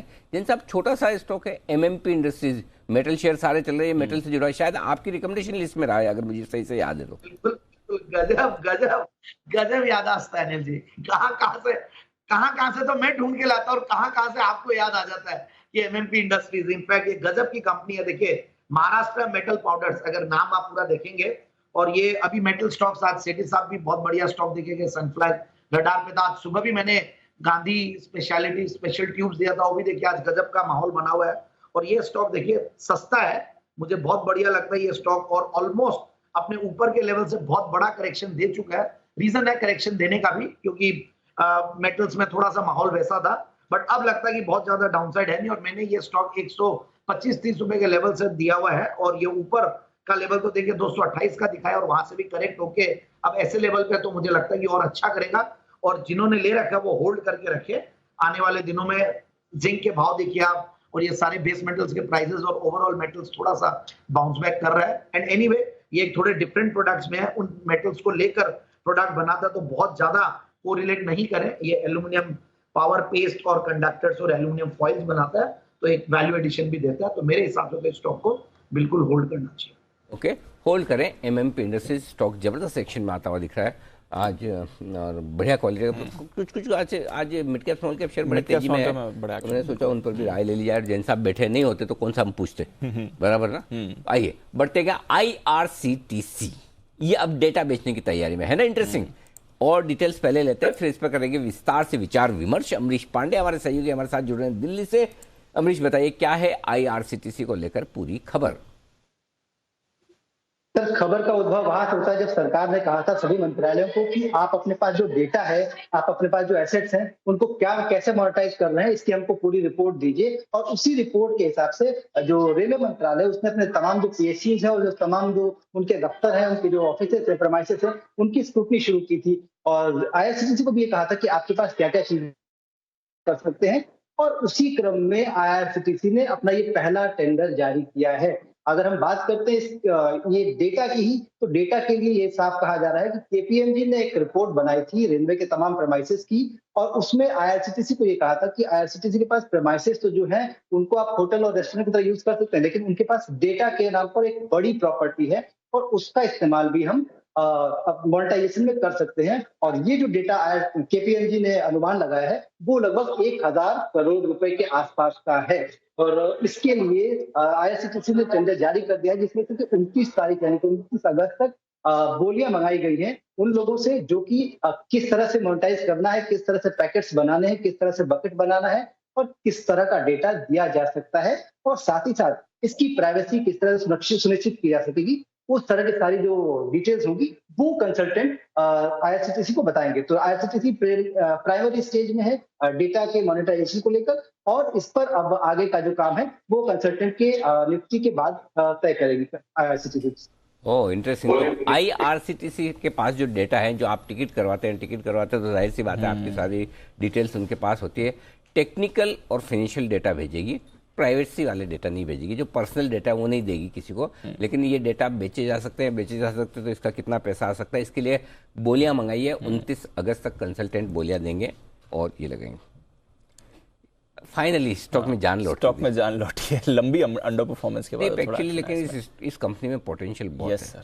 ये है ना, वो जिस दिन उन्होंने कन्वीनियंस फीस वाला काम किया ना, उस दिन से स्टॉक की चाल ही बिगड़ गई। बिल्कुल, नहीं तो इतना प्यारा स्टॉक है। और मैं फिर एक बार बोलना चाहता हूँ कि ये रेलवे वाली कंपनी है ही नहीं, ये सरकारी कंपनी है ही नहीं। एग्जैक्टली, ये है हिंदुस्तान की one of the biggest e commerce company. Absolutely, ये वो ई कॉमर्स प्लेटफॉर्म है जहाँ पर हजारों लाखों करोड़ों लोग जाकर टिकट खरीदते हैं। एब्सोल्युटली, वो प्लेटफॉर्म है जहाँ होटल्स, कैब्स, क्या क्रूज की बुकिंग हो रही है, स्पेशल ट्रेन है, प्राइवेट जेट्स वगैरह सब। मतलब मैनेजमेंट, रंजी जी क्या गजब की मैनेजमेंट है भाई, वो क्या एग्रेसिव है लेडी, जो मतलब कंपनी की कमान संभालने के बाद क्या क्या नहीं करने की सोच रही है। और पेमेंट प्लेटफॉर्म भी है सर, पेमेंट प्लेटफॉर्म, और वो लगातार उस पर ट्रांजैक्शंस बढ़ रही हैं, तो आगे जाके वो एक और स्टोरी बन जाएगी। मतलब ये कमाल की कंपनी है। मतलब ये एक छोटी सी गलती जो उस समय की गवर्नमेंट ने कि कन्वीनियंस लगा दो, उस चक्कर में स्टॉक का जो पूरा मतलब मूड माहौल बिगड़ गया। वापस अब पुरानी ग्लोरी में आने में वक्त लगेगा, बट वाकई में ये एक स्टॉक है जो थोड़ी सी भी अगर आपकी रिस्क लेने की ताकत है तो पोर्टफोलियो में रखने ले ऐसा स्टॉक है। बहुत ही बेहतरीन, मतलब बढ़िया कंपनी, टॉप क्लास मैनेजमेंट और आगे के लिए आउटलुक बहुत ही बेहतर है। ये है आपके लिए IRCTC। किरण जी किधर है, जरा दिखाओ शक्ल। हाँ, क्यों अभी पिछले हफ्ते मुझे याद है किरण जी ने IRCTC रिकमेंड किया था, तब मैंने बोला किरण जी नहीं हो, सॉरी मुझे याद तो आ गया, किरण जी अब है नहीं लेकिन याद आ गया। भले किरण जी ना हो, किरण जी की मदद कौन करेगा मुझे बता, हाथ खड़ा करें। खाली अपनी पिक आए तभी हाथ मत खड़ा कीजिए, दूसरों की मदद करने का टाइम आए तब भी हाथ खड़ा कीजिए। अच्छा, हिमांशु जी भी हाथ खड़ा कर रहे हैं और वागले साहब भी कर रहे हैं, अब तो सभी करेंगे मेरे डांट लगाने के बाद तो। लेकिन ये मतलब सम्मान जाता है वागले साहब को। वागले साहब बताएं सर IRCTC पर अपनी राय।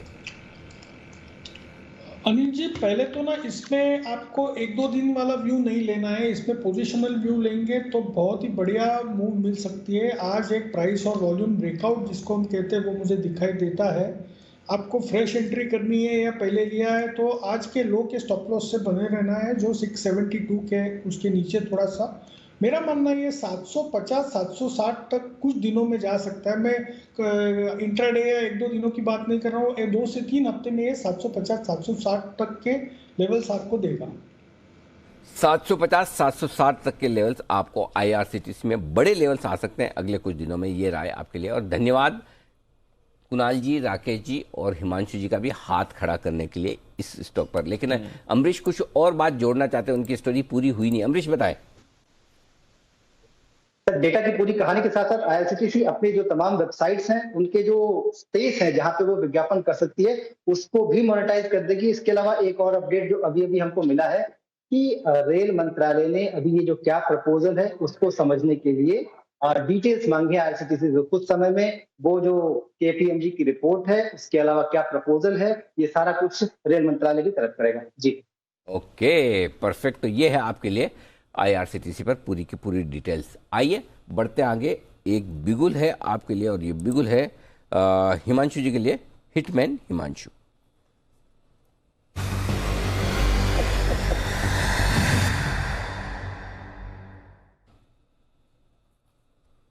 हिमांशु जी बोलिए।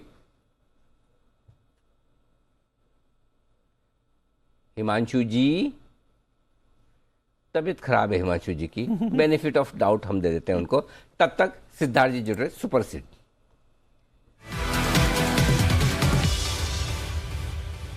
सिद्धार्थ जी, स्वागत है आपका। कोई खास और बड़ी वजह लाइफलाइन यूज करने की? इस वक्त तो आप लंच करने के बाद आराम करते हुए पाए जाते हैं आमतौर पर। नहीं Anil ji, thank you so much, आपने लाइफलाइन का मौका दिया।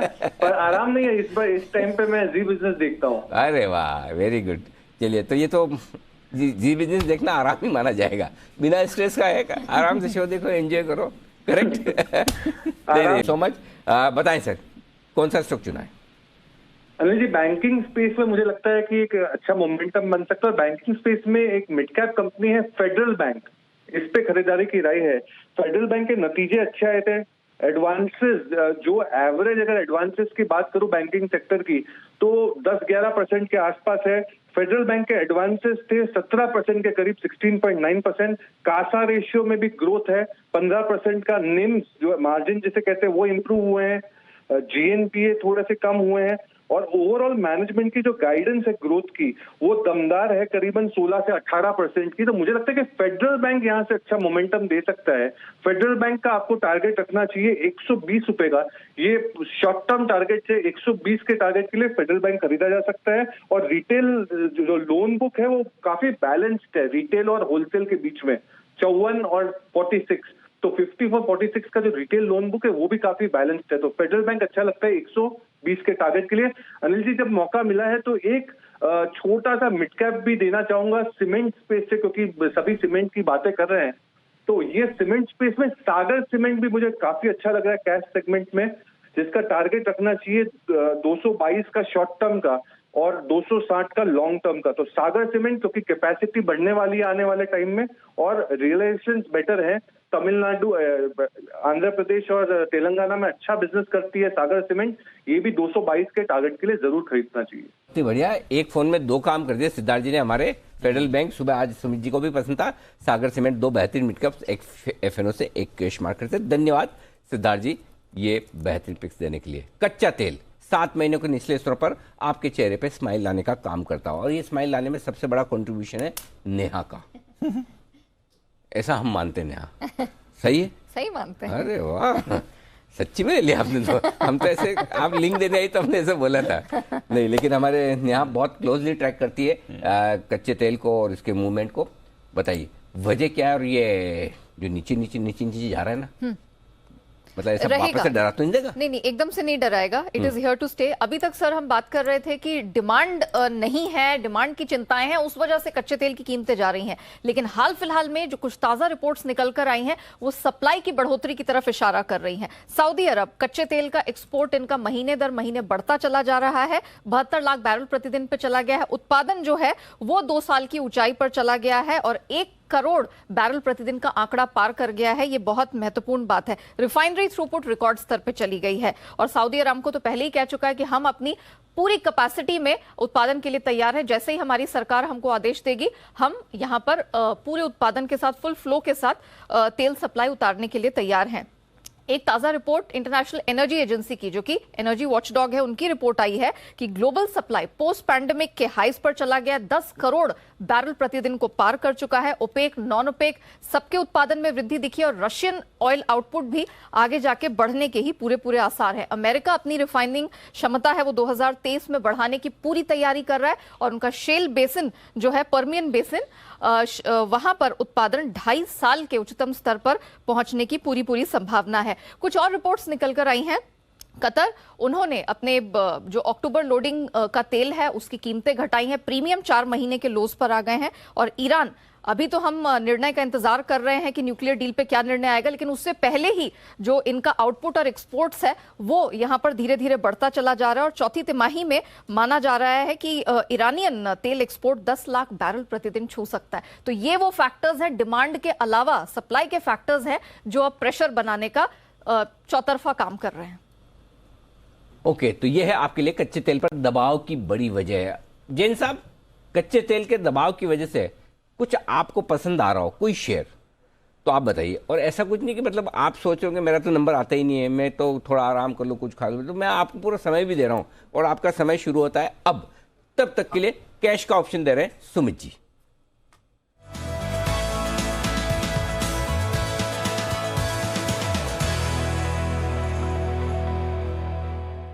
सुमित जी फरमाएं। जी, स्टॉक स्पेसिफिक ऑप्शन है और स्टॉक स्पेसिफिक ऑप्शन में जो स्टॉक अभी मेरे रडार पे आया है उसका 201 रुपए 50 पैसे का अभी भाव चल रहा है। स्टॉक का नाम है Mahindra and Mahindra finance. Mahindra and Mahindra finance के अंदर 205 रुपए वाला कॉल 3 रुपए 75 पैसे पे अभी ट्रेड कर रहा है, इसको लेने का सलाह रहेगा। महिंद्रा एंड महिंद्रा फाइनेंस पिछले 5-7 दिनों के हाई लेवल पे आ चुका है, बॉलिंगर बैंड का मिडल बैंड क्रॉस कर रहा है। इसके अंदर मेरे को लग रहा है 206 रुपए से लेके 210 रुपए तक का मूव 1-2 दिनों के अंदर M&M फाइनेंस के अंदर देखने को मिल सकता है। स्टॉक का जो नीचे में सपोर्ट है 198 रुपए का है, यानी रिस्क रिवॉर्ड रेशियो भी यहाँ पे बढ़िया बैठ रहा है। तो M&M फाइनेंस का 205 वाला कॉल यहाँ पे CMP पे खरीदारी करें, 2.5 रुपए का नीचे के अंदर स्टॉप लॉस लगाएं। ऊपर के अंदर जो टारगेट देखने को मिल सकता है 5.5 रुपए से लेके 7 रुपए तक के टारगेट 1 से 2 दिनों के अंदर देखने को मिल सकते हैं। खरीदारी करें M&M फाइनेंस का 205 का कॉल। खरीद कर चलें, डेज हाई पर आ रहा है इस समय काउंटर 1.5% ऊपर, अच्छा एक्शन इस पर दिखेगा। आइए वागले साहब के पास चलते हैं, वागले का वंडर।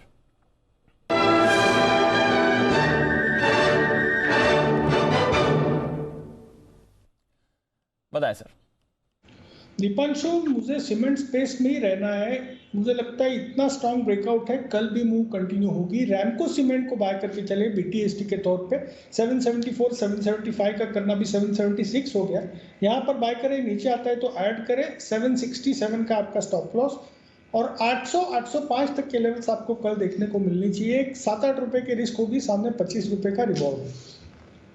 ओके, तो रैमको सीमेंट, इस पर करनी है खरीदारी। एक एक करके सीमेंट स्टॉक्स पर ही आपको बढ़िया खरीदारी की राय आ रही है हमारे एक्सपर्ट्स की तरफ से।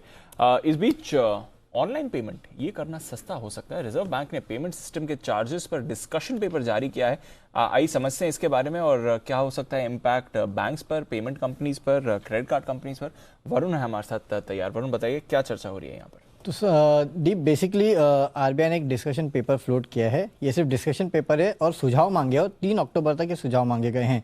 बेसिकली जितना भी डिजिटल पेमेंट का इंटरफेस है इसके ऊपर किस तरह से चार्जेस लगने चाहिए या फिर चार्जेस हटने चाहिए, उसके ऊपर इन्होंने सुझाव मांगे हैं। खासकर अगर आप देखेंगे तो UPI है या फिर बाकी आपके क्रेडिट कार्ड्स है, डेबिट कार्ड्स है, इन सब पे जिस तरह के चार्जेस लग रहे हैं उसको लेके काफ़ी लोगों ने शिकायत की। कुछ ग्राहकों ने शिकायत की, कुछ मर्चेंट्स ने भी शिकायत की जिस तरह से चार्जेस लग रहे हैं, और उसके ऊपर कहीं ना कहीं आरबीआई ने डिस्कशन पेपर लाया है। अब इसमें 2-3 मुख्य पॉइंट्स है जिस पे आपको नजर रखनी है। एक तो फिलहाल अगर आप देखेंगे तो UPI और रुपे डेबिट कार्ड जो है उसके ऊपर कोई भी ट्रांजैक्शन फीस नहीं लगती है।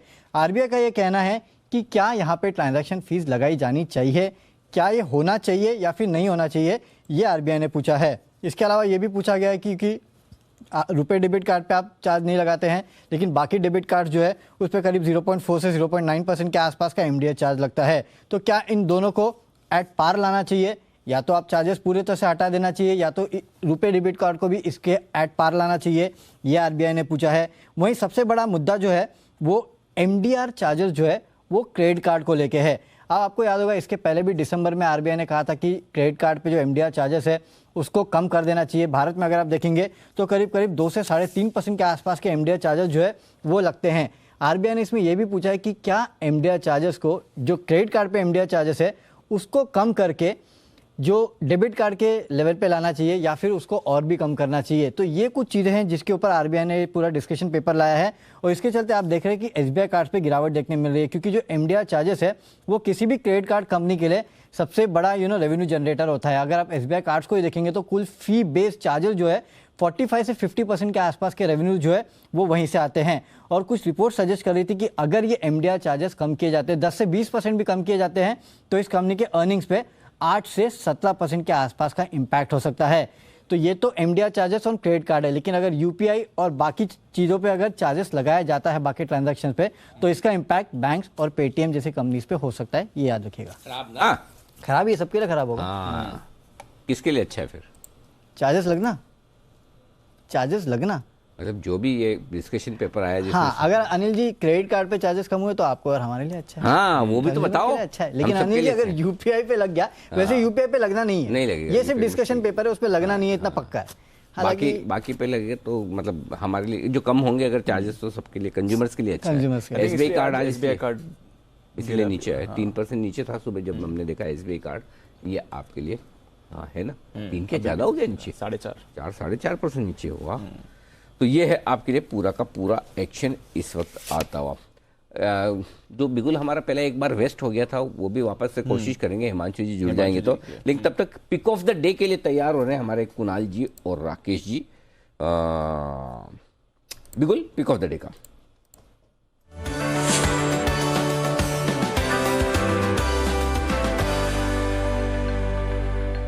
बताएं सर। अनिल जी देखिए, पिक ऑफ द डे में मैंने और राकेश जी ने चुना है कैश मार्केट का स्टॉक का नाम है KPIT, जिसका चार्ट अगर आप देखें अनिल जी तो कई सप्ताह का कंसोलिडेशन पूरा होता हुआ दिख रहा है। एक बड़ा ही जबरदस्त राउंडिंग बॉटम पैटर्न बना है जो मुकम्मल हो गया है, ब्रेकआउट आज के ट्रेड में आता हुआ दिख रहा है और इन स्तरों पर KPIT को खरीदें तो रिस्क रिवॉर्ड बहुत फेवरेबल है। Over to Rakesh ji. अनिल जी बेहतरीन टेक्निकल स्ट्रक्चर है, ब्रेकआउट के बाद कंसोलिडेशन के बाद दोबारा बड़े अप मूव के लिए तैयार है स्टॉक। 565 का स्टॉप लॉस लगाना है, 632 रुपए के एक मुश्त टारगेट के लिए KPIT टेक पर खरीदारी की राय है। ये हमारा Anil ji pick of the day. लग रहा है KPIT में थोड़ा आपको रोटेशन बनते हुए दिख रहा है, नजर रखेंगे इस काउंटर पर। इस बीच अनिल जी IRCTC लग रहा है आज खबरों का ही दिन है इस काउंटर के लिए। एक और खबर आ रही है, एक्सक्लूसिव खबर अम्बरीश हमें भेज रहे हैं। रेलवेज टिकट काउंटर्स बंद करने की तैयारी में और इस साल 300 टिकट काउंटर्स बंद किए जाएंगे। तो शिफ्ट जो आ रहा है कि लगभग सारी बुकिंग ऑनलाइन प्लेटफॉर्म के जरिए किया जाए, उस पर फोकस दिख रहा है। तो 300 फिजिकल टिकट काउंटर्स इस साल बंद किए जाएंगे। संसद की कमेटी ने भी ये रेकमेंड किया था और थोड़ा वॉल्यूम और ऑनलाइन बुकिंग की तरफ शिफ्ट होते हुए दिख सकता है। ये इस समय खबर आती दिख रही है। तो कुछ जगहों पर टिकट काउंटर्स बंद करे जा रहे हैं। गजब, लाजवाब, शानदार, बेहतरीन स्टॉक भी राइट 700 कमाल बात करते करते। तो खबर ये है भाई कि IRCTC धीमे धीमे अपना बिजनेस बढ़ाएगी। धीमे नहीं, बहुत तेजी से बढ़ाएगी। और क्यों बढ़ाएगी? कि चरणबद्ध तरीके से रेलवे टिकट काउंटर बंद होंगे। ये तो बहुत मतलब बड़ा गेम चेंजर है दीप। ये तो बड़ा, ये खबर इतनी बड़ी है, समझ ही नहीं पा रहे लोग। बिल्कुल। इस साल 300 काउंटर इंपॉर्टेंट नहीं है। इंपॉर्टेंट ये कि आप किस डायरेक्शन में जा रहे हो। एग्जैक्टली। ये स्टॉक की रीरेटिंग कर देगा पूरा। छोटी जगहों में जहाँ पर लोग शायद ज़्यादा अभी भी UPI और ये पेमेंट गेटवेज और बैंकिंग का इस्तेमाल या डिजिटल पेमेंट्स में कम करते हैं, वो अपनी जगह रह गया। लेकिन ओ हो अगर बड़े बड़े शहरों में से ये शुरू हो गया और समझो एक काम सिंपल इतना ही हो जाए। मुझे याद है दीप, जब मैं मुंबई आया था तब तो फिजिकल टिकटें ही होती थी और वो टिकट भी वो गत्ते वाली होती थी, छोटी छोटी ऐसी, वो दी जाती थी। उसके बाद हमें थोड़े कंप्यूटराइज टिकट मिलने लगे। उसके बाद हम लाइन लगा के रिजर्वेशन करवाते थे और उसके बाद ये हुआ कि रिजर्वेशन की भी 2 तरह की लाइन होती थी। 12 काउंटर होते थे आपके टिकट लेने के। Yes sir. और एक काउंटर होता था जो क्रेडिट कार्ड से टिकट लेना है। करेक्ट। और क्रेडिट कार्ड से टिकट लेने में लाइन छोटी होती थी, चार्जेस लगते थे। यस। आप देखो उस जमाने से जहां पहली लाइन क्रेडिट कार्ड की एक बनती थी, अब आप सोचो फिजिकल वाली जितनी 10, 12, 15 बॉम्बे सेंट्रल जाइए 40, 50 काउंटर लाइन होती थी। यस सर, वो बंद हो जाएंगे, और अब सिर्फ और सिर्फ आपको ऑनलाइन करना है बैठ। Correct sir. क्या चीज हो रही है वो सोचिए, अलग ही हो गया। जैन साहब जरा बताइए। बड़ा मूव है सर, बड़ा मूव है ये। और इनफैक्ट आईआरसीटीसी के लिए मैं बहुत ज्यादा पॉजिटिव नहीं रहता था, क्योंकि मुझे लगता था कि प्राइवेटाइजेशन और ये सब आएगी, बट ये तो देखिए एक तरीके से बहुत जबरदस्त तरीके से मोनोपोलाइजेशन बोलेंगे इसको हम, कि आप ऑफलाइन की पूरी टिकटिंग को धीरे धीरे ऑनलाइन की तरफ शिफ्ट कर रहे हैं। तो ये तो बहुत बड़ा पॉजिटिव है। और आज ऑलरेडी दूसरी ये न्यूज है, जो एक बहुत बड़ी नेगेटिव न्यूज आई थी कन्वीनियंस फी वाली, और उसके सामने आज ये इतनी बड़ी पॉजिटिव न्यूज है। एक बड़ा करेक्शन के बाद ये एक बढ़िया मूव है। और मुझे लगता है टूरिज्म सेक्टर को लेकर सरकार जिस तरीके से फोकस्ड, और ये आजकल ओवरऑल मुझे लगता है कि एक बहुत बड़ा एक ओवरऑल टूरिज्म मैनेजमेंट कंपनी ये बन रही है, और उस रूप में सरकार इसको प्रमोट भी करेगी। वैल्यूएशंस महंगे जरूर है, ई कॉमर्स का पोर्टल है, ये सही है आपकी बात, बट ओवरऑल अगर इस तरीके के स्टेप्स इनके फेवर में आएंगे तो ये कंपनी तो आगे अच्छा कर सकती है। बट ओवरऑल मैं बहुत ज्यादा पॉजिटिव नहीं था अनिल जी, मैं इस बात की मैं वापस से बोलूंगा, क्योंकि मुझे हमेशा प्राइवेटाइजेशन का डर लगता है। बट ये स्टेप ऐसा लगता है कि इसको देखते हुए लगता है कि प्राइवेटाइजेशन की स्टोरी और जो डर है वो बहुत दूर की बात है। वाकई में बड़ा नहीं, बहुत बड़ा अनाउंसमेंट है। और ये तो 7% स्टॉक ऊपर, नहीं तो बिल्कुल परफेक्ट, मतलब ये पुरानी ग्लोरी में जा रहा है, ये पुराने पाप सारे धुल रहे हैं। और जिन जिन लोगों, मुझे याद है, मुझे बहुत सारे लोग मैसेज करते हैं हमारे पास आए आईआरसीटीसी इस भाव का पड़ा, उस भाव। मैं हमेशा एक ही चीज बोला, देखो ये कब बढ़ेगा ये मुझे नहीं पता, और किस दिन बढ़ेगा, किस वजह से बढ़ेगा वो पता नहीं, लेकिन अब इसका टाइम आ गया, इसका टाइम आ गया है। बड़े चार्ट पर बड़ा ब्रेकआउट आ रहा है क्या? जरा बंसल जी देखिए, बढ़े हुए शेयर पर आपसे राय ले रहा हूँ, आमतौर पर लेता नहीं, ये कुणाल जी का डिपार्टमेंट है, लेकिन आज आप राय दीजिए, क्या वाकई में बड़े चार्ट पर बड़ा ब्रेकआउट है? अनिल जी, बड़े चार्ट्स पे बड़ा रिवर्सल है अनिल जी, इक्विवेलेंट टू बड़ा ब्रेकआउट है। बड़े चार्ट्स पर एक बड़ा रिवर्सल है और एक नेकलाइन भी टूट रही है अनिल जी। इस रिवर्सल के अंदर एक नेकलाइन भी टूटी है, तो जिनके पास है होल्ड करें। और अनिल जी खरीदारी की भी राय है। और अनिल जी आपने अभी मेंशन करा, पहले गत्ते वाली टिकट होती थी, फिर वो ऑनलाइन बुकिंग शुरू हुई अनिल जी, जब वो 12-13 काउंटर होते थे। और अनिल जी आपको ध्यान होगा, कोई मन चले कहीं आते थे, लाइन तोड़ के टिकट लेते थे, और बड़ा गुस्सा आता था जब कोई उनको टोकता था अनिल जी, को रोकता भी नहीं था। तो इस तरीके से अनिल जी जब दीपांशु रोकता है ना किसी को, जब कोई सवाल के लिए आप अनिल जी जाते हैं और वो बीच में कहते हैं बिगुल की गुजारिश, और बिना मतलब की लाइन तोड़े, तो जब दीपांशु बोलते हैं कि थोड़ा समय लगेगा, कतार से आऊंगा, तो बड़ी खुशी मिलती है अनिल जी। उस जमाने में भी अनिल जी कतार टूटती थी, और उस कतार को कोई टूटती हुई कतार को अनिल जी रोकने वाले लोग कम होते थे। आज तो अनिल जी दीपांशु रोक लेता है। और एक चीज अनिल जी क्लियर है, बड़े चार्ट पर एक बड़ा रिवर्सल है आईआरसीटीसी में। बिल्कुल, और हमें तो पता ही नहीं कि कतार में रहने पे आपको इतनी खुशी होती थी। आज के बाद हमेशा से बंसल जी को कतार में सबसे लास्ट में रखा करें, बहुत खुशी होती है। अभी बंसल जी ने सबके सामने कहा, बंसल जी आपका आदेश सर आंखों पर। आज के बाद बंसल जी के पीछे कोई बंसल जी आज के बाद यही डायलॉग बोलेंगे, जहां हम खड़े होते हैं लाइन वही खत्म हो जाती है। हाँ। हमारे पीछे कोई भी नहीं, हम वो है जो किसी के आगे खड़े नहीं हुए, जहां हम खड़े होते हैं लाइन वही खत्म हो जाती है। बंसल जी हिस्ट्री फिर से लिखने का समय आ गया। वो डायलॉग पुराना दीवार का था ना, दीवार का, हाँ वो पुराना हो गया। अब हम डायलॉग बंसल जी का ये रखेंगे, जहां हम खड़े लाइन वही खत्म नहीं, लेकिन वो अलग मजाक की बात है। बट आईआरसीटीसी गजब का एक्शन, और ये एक्शन बहुत बढ़ने को तैयार है। दीप मैं देख रहा हूँ कल जो रिपोर्ट्स आएंगी, ब्रोकरेज रिपोर्ट्स, वो वाकई में देखने लायक होगी, कमाल की रिपोर्ट्स होगी। ये स्टॉक की री रेटिंग कर देगा। और सी आप थॉट प्रोसेस देखिए रेलवे की, और थॉट प्रोसेस देखिए मैनेजमेंट की, किस तरह से डेटा का मोनेटाइजेशन करना है, राइट, किस तरह से आपको पूरी तरह से डिजिटाइजेशन में जाना है और ऑनलाइन सारी बुकिंग्स करनी है। एब्सोल्युटली, ये बहुत ही तगड़ा वाला काम है। मैं एक चीज और बताना चाहता हूँ, स्पेशल 25 में हमने इसको बहुत कंसिडर किया था, करा था, बात हुई थी जब हम इस पे बात हुई थी कि क्या इसको 25, फिर एक ही चीज पे आके हम अटके। अगर ये कन्वीनियंस फीस वाला मामला सरकार ने किया, तो फिर हमारे मन में एक ही डर था, यार सरकारी कंपनी, कभी सरकार का मूड कुछ ऐसा हो गया कि थोड़ा और पैसा निकाल ले, इससे ये कर ले, वो कर ले, तो थोड़ी सी वो सरकारी कंपनी वाली जो पॉलिसी की रिस्क थी ना, नहीं तो ये कंपनी मुझे इतनी पसंद है मैं बता नहीं सकता। बिल्कुल। सो चलिए बढ़िया है, मजबूत है, एंजॉय कीजिए। बिल्कुल, जब हाई से गिरी थी तो ऑलमोस्ट 50% डिस्काउंट पर मिल रही थी, वहां से तो ऑफ कोर्स रिकवरी आ चुकी है, बट अच्छी खबर है IRCTC के लिए, रखें इसको अपने रेडार पर। आइए श्रीकांत जी के पास चलते हैं और लेते हैं उनकी एक कॉल BTSTT।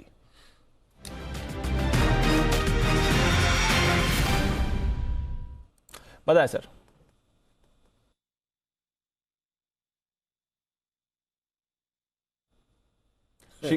श्रीकांत जी, आपको म्यूट करने की क्या जरूरत आ गई? आपको तो कभी ऐसी कोई समस्या हमें दिखी नहीं।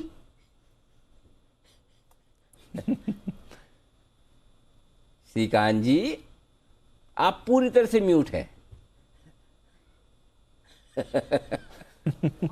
सॉरी थैंक गॉड, आपने बोलना म्यूट किया, सुनना म्यूट नहीं किया। आपको क्यों, मतलब किरण जी का तो हमें समझ में आता है और बाकी लोगों का समझ में आता है किरण जी की वजह से, आप क्यों म्यूट करते हैं? नहीं एक्चुअली क्या कुछ अभी आज एक्सपायरी का दिन है तो कुछ कॉल्स आ जाते हैं, इसके लिए म्यूट कर लेते हैं। अच्छा, ओके, फिर तो बनता है आपका। बताएं सर। DCW ये एक स्टॉक है जिसे लॉन्ग करके चल सकते हैं। और अनिल जी, अगर इस पर्टिकुलर चार्ट को अगर हम एक साल के चार्ट के बेसिस पे देखते हैं तो पिछले अगस्त में इसमें एक एक्टिविटी की शुरुआत हुई थी और 30-35 से लेकर ये स्टॉक लगातार 65 रुपए तक गया था।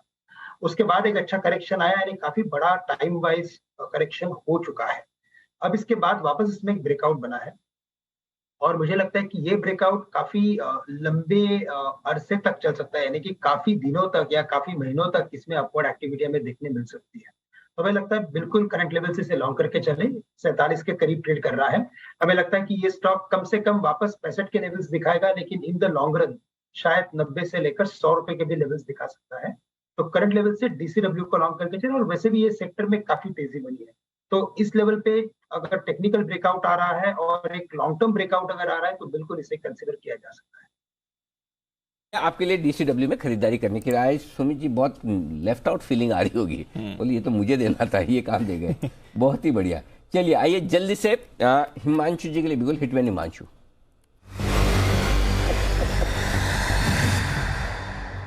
बताएं सर। अनिल जी, दो कॉल।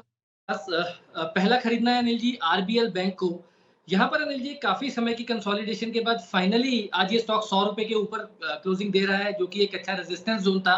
काफी बड़ा ऑप्शन हर्डल भी था यहाँ पर, जिसके ऊपर ये स्टॉक बंद हो रहा है। मुझे लगता है कि ये स्टॉक 7 से 8% तक की तेजी एक आध दिनों में दिखाने का पोटेंशियल रखता है। तो RBL बैंक में खरीदारी करके चलेंगे। 100 रुपए का स्टॉप लॉस लगाना है।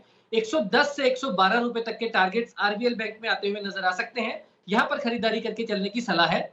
और दूसरी स्ट्रेटजी अनिल जी ऑप्शन के जरिए है। यहाँ पर खरीदनी है अनिल जी हमको NMDC में 120 के स्ट्राइक की call option.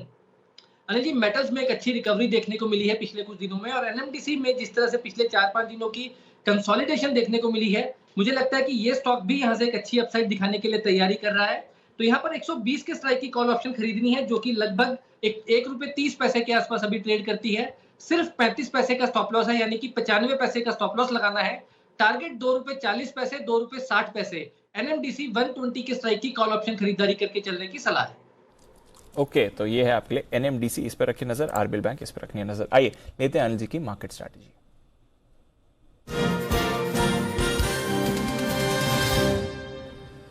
Dow futures positive हो गया सर।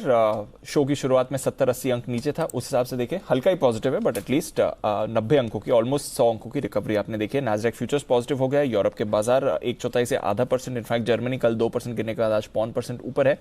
दो चीजें सर, रुपया थोड़ा कमजोर है और कच्चा तेल थोड़ा ऊपर गया, बट 95 के नीचे ही है। बताएं सर क्या करना है? तेजी करके अब क्या मतलब मंदी करके क्या कर क्या लोगे? बराबर है, 18,000 का डर लगता है, नीचे आए लेना ही है दीप। सिंपल सी चीज है कि आपको नीचे आए तो डरना नहीं। और नीचे कितना? 17,800, 150 पॉइंट से ज्यादा के नीचे गैप डाउन ओपनिंग नहीं दिखती। Correct sir. तो आपको अगर अपनी लॉन्ग पोजीशन में डर लगता है, 17,800 का पुट लेकर जाओ। जिनको नहीं डर लगता है, जो अच्छे प्रॉफिट में बैठे हैं, 150 पॉइंट के रिस्क वो मान के चलते भाई इतना तो हमेशा आपको लेके चलना है। क्योंकि देखो 5-6 दिन बढ़ा अमेरिका, कल हल्का फुल्का गिरा, आज डाउ फ्यूचर्स बिल्कुल छोटे से दायरे में ऊपर नीचे है। हो सकता है कैसा भी ट्रेडिंग सेशन हो। अगर आपको डर लगता है तो 17,800 का पुट रखो, डर लगता है तो 39,500 का पुट रखो। और आपको मैंने पहले बोला 39,500 के बाद देखो आज डे हाई पर है बैंक निफ्टी, 39,675 का टारगेट आ गया, 750 तक नॉन स्टॉप भागेगा, सिर्फ 75-100 पॉइंट बचा है वहां से। करेक्ट, ये है कमाल डेटा का। और देख लीजिए शॉर्ट कवरिंग जो हो रही है, और ऊपर से अगर आज यूएस ऊपर बंद हो गया, कल आपको 18,000 के दर्शन करवा देंगे बिल्कुल बसिन साहब। तो ये है, और 40,000 की तरफ आपका बैंक निफ्टी बढ़ जाएगा, इसमें कोई डाउट नहीं। तो आई थिंक आप सब सेट हैं। अगर आपको हेजिंग के हिसाब से छोटा मोटा कोई स्टॉप लॉस रखना रख लीजिए। बाकी बढ़िया क्लोजिंग हो रही है, शानदार क्लोजिंग हो रही है। शॉर्ट रहने में कोई समझदारी नहीं, लॉन्ग करने में फ़ायदा है, लेकर चले और हेजिंग अपनी रिस्क के हिसाब से लेकर चले। बस खाली ये कि ओवर कॉन्फिडेंट ना हो जाए, बस इतना ही।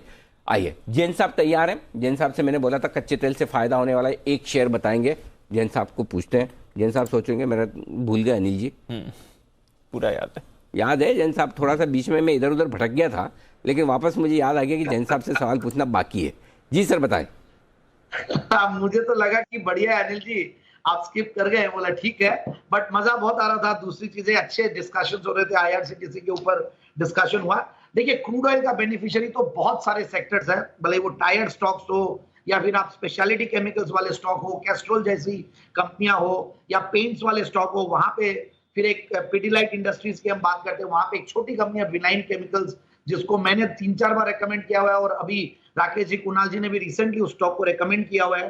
तो ऐसा नहीं है। और BPCL, HPCL जो कि एक तरीके से ब्लीड कर रहे थे, वो बेनिफिशियरी होंगे। उदयपुर सीमेंट और JK लक्ष्मी, जो मैं लेना भूल गया था नाम, JK लक्ष्मी, जब सीमेंट स्टॉक्स की बात कही तो सीमेंट वाला सेक्टर भी होता है। बट यस, अब मैं आऊंगा एक स्टॉक में जिनको मैं जनरली लिक्विडिटी की वजह से सुबह 9:30 बजे कई बार कई स्टॉक्स को स्किप करना पड़ता है क्योंकि वहां लिक्विडिटी नहीं रहती है। ताल एंटरप्राइजेस एक बेहतरीन क्वालिटी कंपनी जो कि चार्टर्ड सर्विसेज मुहैया करवाती है, एयरक्राफ्ट चार्टर्ड सर्विसेज, और गजब की कंपनी है। 500 करोड़ की कंपनी अनिल जी, और ये 700-800 रुपए पे मैंने सजेस्ट किया था, बट हमारी टीम से रिजेक्शन इसलिए आया था कि लिक्विडिटी बहुत कम है। तो ताल एंटरप्राइजेस, तनुजा एरोस्पेस एंड जो एविएशन है, वैसे इसका शॉर्ट फॉर्म है TAAL। गजब की कंपनी है और 16 के P मल्टीपल पे स्टॉक है। और रिटर्न ऑन कैपिटल एम्प्लॉयड देखिए इस कंपनी का, ये है 53%, रिटर्न ऑन इक्विटी 36%, और अच्छा खासा ऊपर के लेवल से करेक्ट होके ऑलमोस्ट अपने सपोर्ट्स पे है। और जब आप शेयर होल्डिंग पैटर्न देखते हो तो इतना कॉन्फिडेंस आएगा कि 3 करोड़ की छोटी सी इक्विटी, 100 करोड़ का रिजर्व्स है। और शेयर होल्डिंग पैटर्न में अगर मैं बात करूं, प्रोमोटर्स के अलावा बहुत बड़े बड़े रिनाउंड इन्वेस्टर्स इस स्टॉक में इन्वेस्टेड है। तो मुझे काफी कॉन्फिडेंस है। मुझे लगता है कि स्टॉक को इन लेवल्स पे ले, जो ऊपर का लेवल्स है 2500 रुपया दिखाया हुआ है, उसके सामने 1600 रुपए के लगभग है। आराम से खरीदें इसको और आराम से 2000 प्लस के लेवल्स के लिए। TAAL enterprises. ओके, तो ये है आपके लिए टाल एंटरप्राइजेस। आइए, वक्त है बैंक से बेनिफिट का।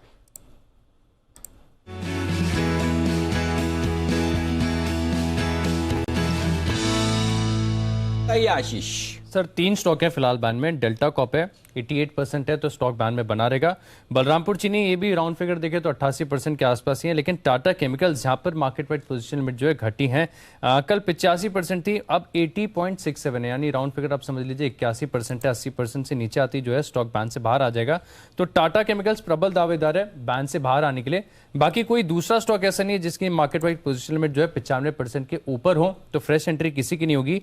डेल्टा कॉप और बलरामपुर चीनी बैन में बने रहेंगे, और टाटा केमिकल्स पॉसिबिलिटी है कि आज बैन से बाहर आ जाए। Okay, perfect.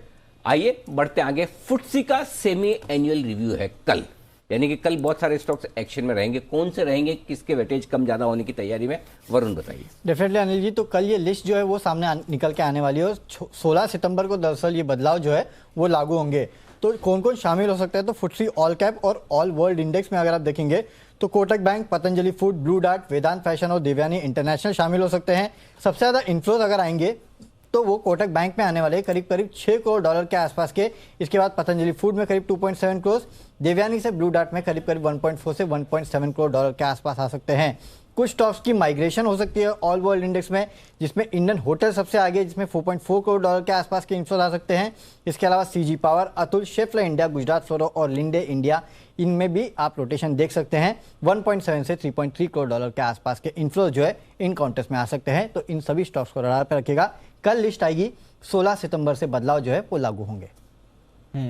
तो कल ये लिस्ट आएगी और 16 तारीख से बदलाव, 16 सितंबर से बदलाव लागू होंगे। कल लिस्ट आएगी, बट हाँ, ये कुछ नाम हैं जहाँ पर आपको रखनी है नज़र। और ताल एंटरप्राइजेस, जिस पर अभी जैन साहब रेकमेंड कर रहे थे, उस पर भी देखिए स्टॉक थोड़ा इस समय एक्शन में आपको आते हुए दिख रहा है। यहाँ पर भी आपको मूवमेंट दिखेगा। आइए फिर क्लोजिंग की तरफ बढ़ते हैं और ज़बरदस्त एक्शन वाला दिन रहा है आज बाजार के लिए। और अगर आप इंडेक्स लेवल पर देखेंगे निफ्टी ऑलमोस्ट सपाट बंद हो रहा है, बट जिस तरह की मूव आई है और स्पेशली जो आज बैंक निफ्टी का योगदान था वो शानदार रहा है। कल के क्लोजिंग लेवल पर के हाई के ऊपर अब आपको निफ्टी जाते हुए दिख रहा है। निफ्टी बैंक 200 पॉइंट ऊपर ऑलमोस्ट 700 के लेवल पर 39,700 के लेवल पर आते हुए दिखा है। कहां से आया आज का योगदान? कोटक महिंद्रा बैंक 4% ऊपर ये काउंटर था। फुटसी रीबैलेंसिंग में इस पर भी एक्शन आ सकता है। L&T 2% ऊपर, Tata consumer, IndusInd bank, SBI life, UltraTech, Bharti Airtel, power grid, Shree cement, ITC, Adani ports, SBI Cipla, ये कुछ और काउंटर्स हैं जहां पर खरीदारी दिख रही है। ONGC 3% नीचे कच्चे तेल के दबाव की वजह से। UPL सुबह से ही फार्मा कमजोर था। डॉक्टर रेड्डीज में आपने ज्यादा गिरावट देखी है। सन फार्मा भी कमजोर था। Wipro, Infosys, TCS, HCL tech से आज कोई योगदान नहीं रहा। अपोलो हॉस्पिटल्स पर भी दबाव था। HDFC लाइफ कल की तेजी के बाद आज थोड़ा सुस्त आपको दिखा। वायदा कारोबार की तरफ आए और यहां पर भी ढेरों स्टॉक्स है जहां पर मूव देखिए। IRCTC 2 बेहतरीन खबर है, स्पेशली जो टिकट काउंटर्स को फेज आउट करने का प्लान निकल रहा है।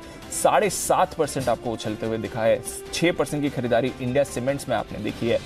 दालमिया भारत में भी अच्छा एक्शन दिखा। अंबुजा सीमेंट में भी आपने खरीदारी दिखी। रैमको सीमेंट भी पॉजिटिव था। तो सीमेंट एज अ पैक आज अच्छा आउट परफॉर्मर रहा। BHEL में आपने पॉजिटिविटी देखी है। United Breweries, Godrej consumers, Oberoi realty, ICICI Pru, DLF, JSPL, Jubilant food, साथ ही JK सीमेंट, डाबर, यहां पर भी आपने पॉजिटिविटी बनते हुए देखी है। तो कंजम्पशन पैक आज एक बार फिर से एक्शन में दिखा। SBI कार्ड 4.5% नीचे था। IEX जो खबर आपको बताई थी, हालांकि लग रहा है कि ये ज्यादा बड़ा इंपैक्ट नहीं हो सकता है। जो रोक लगाई गई है राज्य सरकार के डिस्कॉम्स पर, 2 से 3 दिन की रोक माने जा रहा है इस समय के लिए। ICICI Lombard, Bosch, bank of Baroda, Bharat Forge, Intellect Design, Mahanagar gas, Honeywell, Birlasoft, Nalco और मन्नापुरम, ये कुछ काउंटर्स थे जहां पर आपने वीकनेस देखी है। कैश मार्केट की तरफ आए तो यहां पर भी कई सारे आउट परफॉर्मिंग काउंटर्स आपके सामने आते हुए दिखे। जिंदल स्टेनलेस 7.5% ऊपर, लाओ पाला में 7% की तेजी, Bajaj electricals, KRBL, Jindal stainless, इसके साथ ही आपने देखा RHI Magnesita, Laxmi organics, Hatsun agro, clean science technologies, latent view, ये भी कुछ और काउंटर्स थे जहां पर बड़ा एक्शन बता। सोना BLW बड़ी ब्लॉक डील के बाद दबाव, बट जिस लेवल पर ब्लॉक डील हुई वहां से संभलते हुए दिखा। क्लोजिंग अनिल जी बढ़िया, 17,800 से अगर आप बात करें तो प्रोविजनल बेसिस पर आज हम कहाँ बंद हुए? 17,965, कल का हाई 965। एग्जैक्ट सोचो, पिछले दिन के हाई पे जाके आप बंद करेक्ट। ये ताकत है। कल का हाई था बैंक निफ्टी का 39,504 और आप बंद हुए 39,678 पे जाएगा।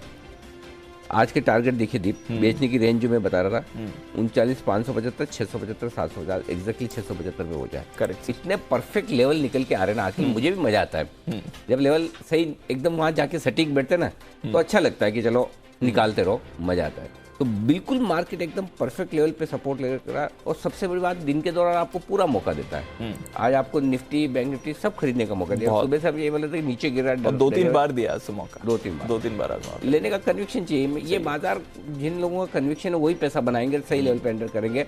इसलिए बाय ऑन डिप्स का रखें। तो पूरी तरह से बाय ऑन डिप्स में जो लोग आज सुबह गैप से नीचे खुल के ले पाए उनके लिए बड़ा। स्टॉक्स में देखो IRCT 725 बंद हो रहा है, सोचो। इंडिया सीमेंट 6% मजबूत। स्टॉक जो भाग रहे हैं वो तो ऐसे भाग रहे हैं कि जैसे मतलब पूछो मत। ये जनरली होता है इस तरह की तेजी, आप देखते हैं। तो और ये सारे के सारे स्टॉक्स भेल आज सुमित जी ने रिकमेंड किया, वो देखिए 5% ऊपर है। अदानी एंटरप्राइजेज बड़े दिनों बाद आज ये 5% भागा है। कोटक बैंक आज सुबह से कुणाल जी, राकेश जी और एक्सपर्ट्स की तरफ से भी आया।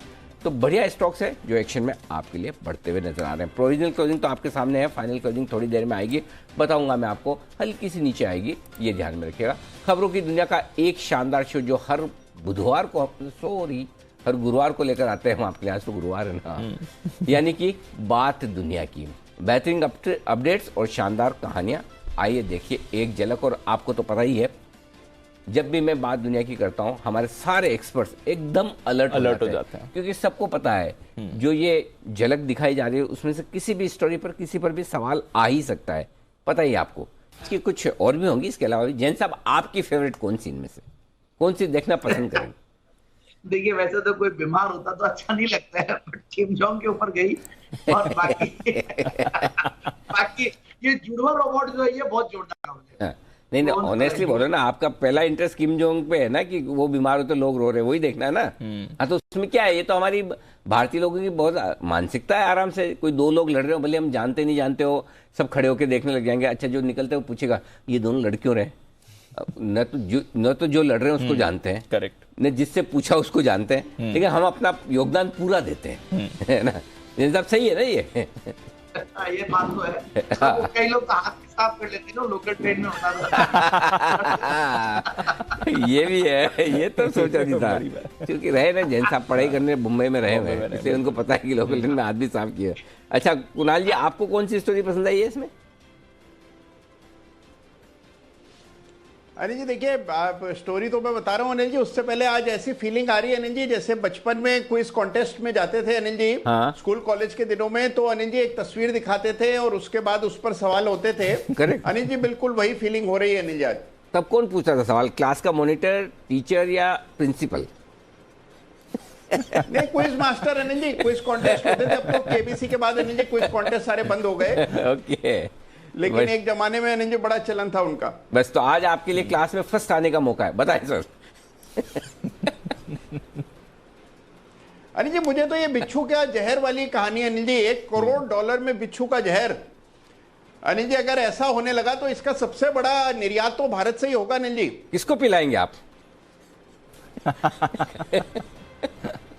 नहीं, हम तो निर्यात करेंगे अनिल जी, पूरी दुनिया को पिलाएंगे। अगर $1 करोड़ में बिकता है तो अनिल जी इससे बड़ा उद्योग तो कोई होगा ही नहीं। ये बात तो सही, मेरे को भी सबसे इंटरेस्टिंग यही लगी ये वाली। हाँ, $1 करोड़ मतलब 70 करोड़ रुपए में बिच्छू का जहर। पता नहीं कौन सा बिच्छू है भाई, इतने महंगे बिच्छू हैं। तो देखते हैं। चलो आपके साथ साथ मैं भी देखूंगा, ये स्टोरी बहुत इंटरेस्टिंग है। इसके अलावा भी बाकी स्टोरीज बहुत ही इंटरेस्टिंग है, तो उन पर भी रखिएगा फोकस। ये तो हो गई हमारी शाम की 4:26 की विशेष पेशकश। कुछ आंकड़े आपको कर देते हैं परेशान। एक रिसर्च आई है और उसमें ये कहते हैं कि दिल की बीमारी से जूझ रहे मरीजों में 50% लोगों को पता ही नहीं होता कि उन्हें डायबिटीज़ है। ये खुलासा हुआ है ग्लोबल हेल्थ जर्नल की स्टडीज़ में। और हालांकि ये स्टडी उत्तर भारतीय मरीजों पर की गई, हमारे नॉर्थ इंडिया वालों पे, दिल्ली एंड अबव। थोड़ा प्रेशर बनाने के लिए कुणाल जी, राकेश जी, हिमांशु जी पे, इसलिए दिल्ली एंड अबव पर स्टडी की गई है। लेकिन इस आंकड़े से देश के दूसरे हिस्सों के लोग भी जागरूक होंगे, इसकी उम्मीद हमें बहुत ज़्यादा है नहीं, ईमानदारी से हम ये बता रहे हैं। शाम 6 बजे हम इसी पर करेंगे चर्चा कि आखिर शुगर यानी कि डायबिटीज़, ये बीमारी हार्ट पर कैसे भारी पड़ती है, इन दोनों का आपस में क्या कनेक्शन है, कैसे जागरूकता से लाखों लोगों की जान बच सकती है। हमारा साथ देंगे इस खास पेशकश में डॉक्टर अरुण के चोपड़ा, कार्डियोलॉजिस्ट हैं वो फोर्टिस हॉस्पिटल में। डॉक्टर अशोक झिंगन साहब है, डायबिटीज़ एक्सपर्ट हैं मैक्स में। और श्रेया गोयल हैं, भी जानी मानी डाइटिशियन हैं। इन तीनों से करेंगे हम चर्चा। शो का नाम है दिल की धड़कन का शुगर कनेक्शन, देखिएगा ज़रूर। भारत में एक मेट्रो शहर में किसी प्राइवेट स्कूल का नर्सरी से लेकर 12वीं तक की पढ़ाई का खर्चा आता है 30 लाख रुपए। वहीं कॉलेज या प्रोफेशनल डिग्री का खर्चा तो 1 करोड़ रुपए तक का आता है। ठीक है,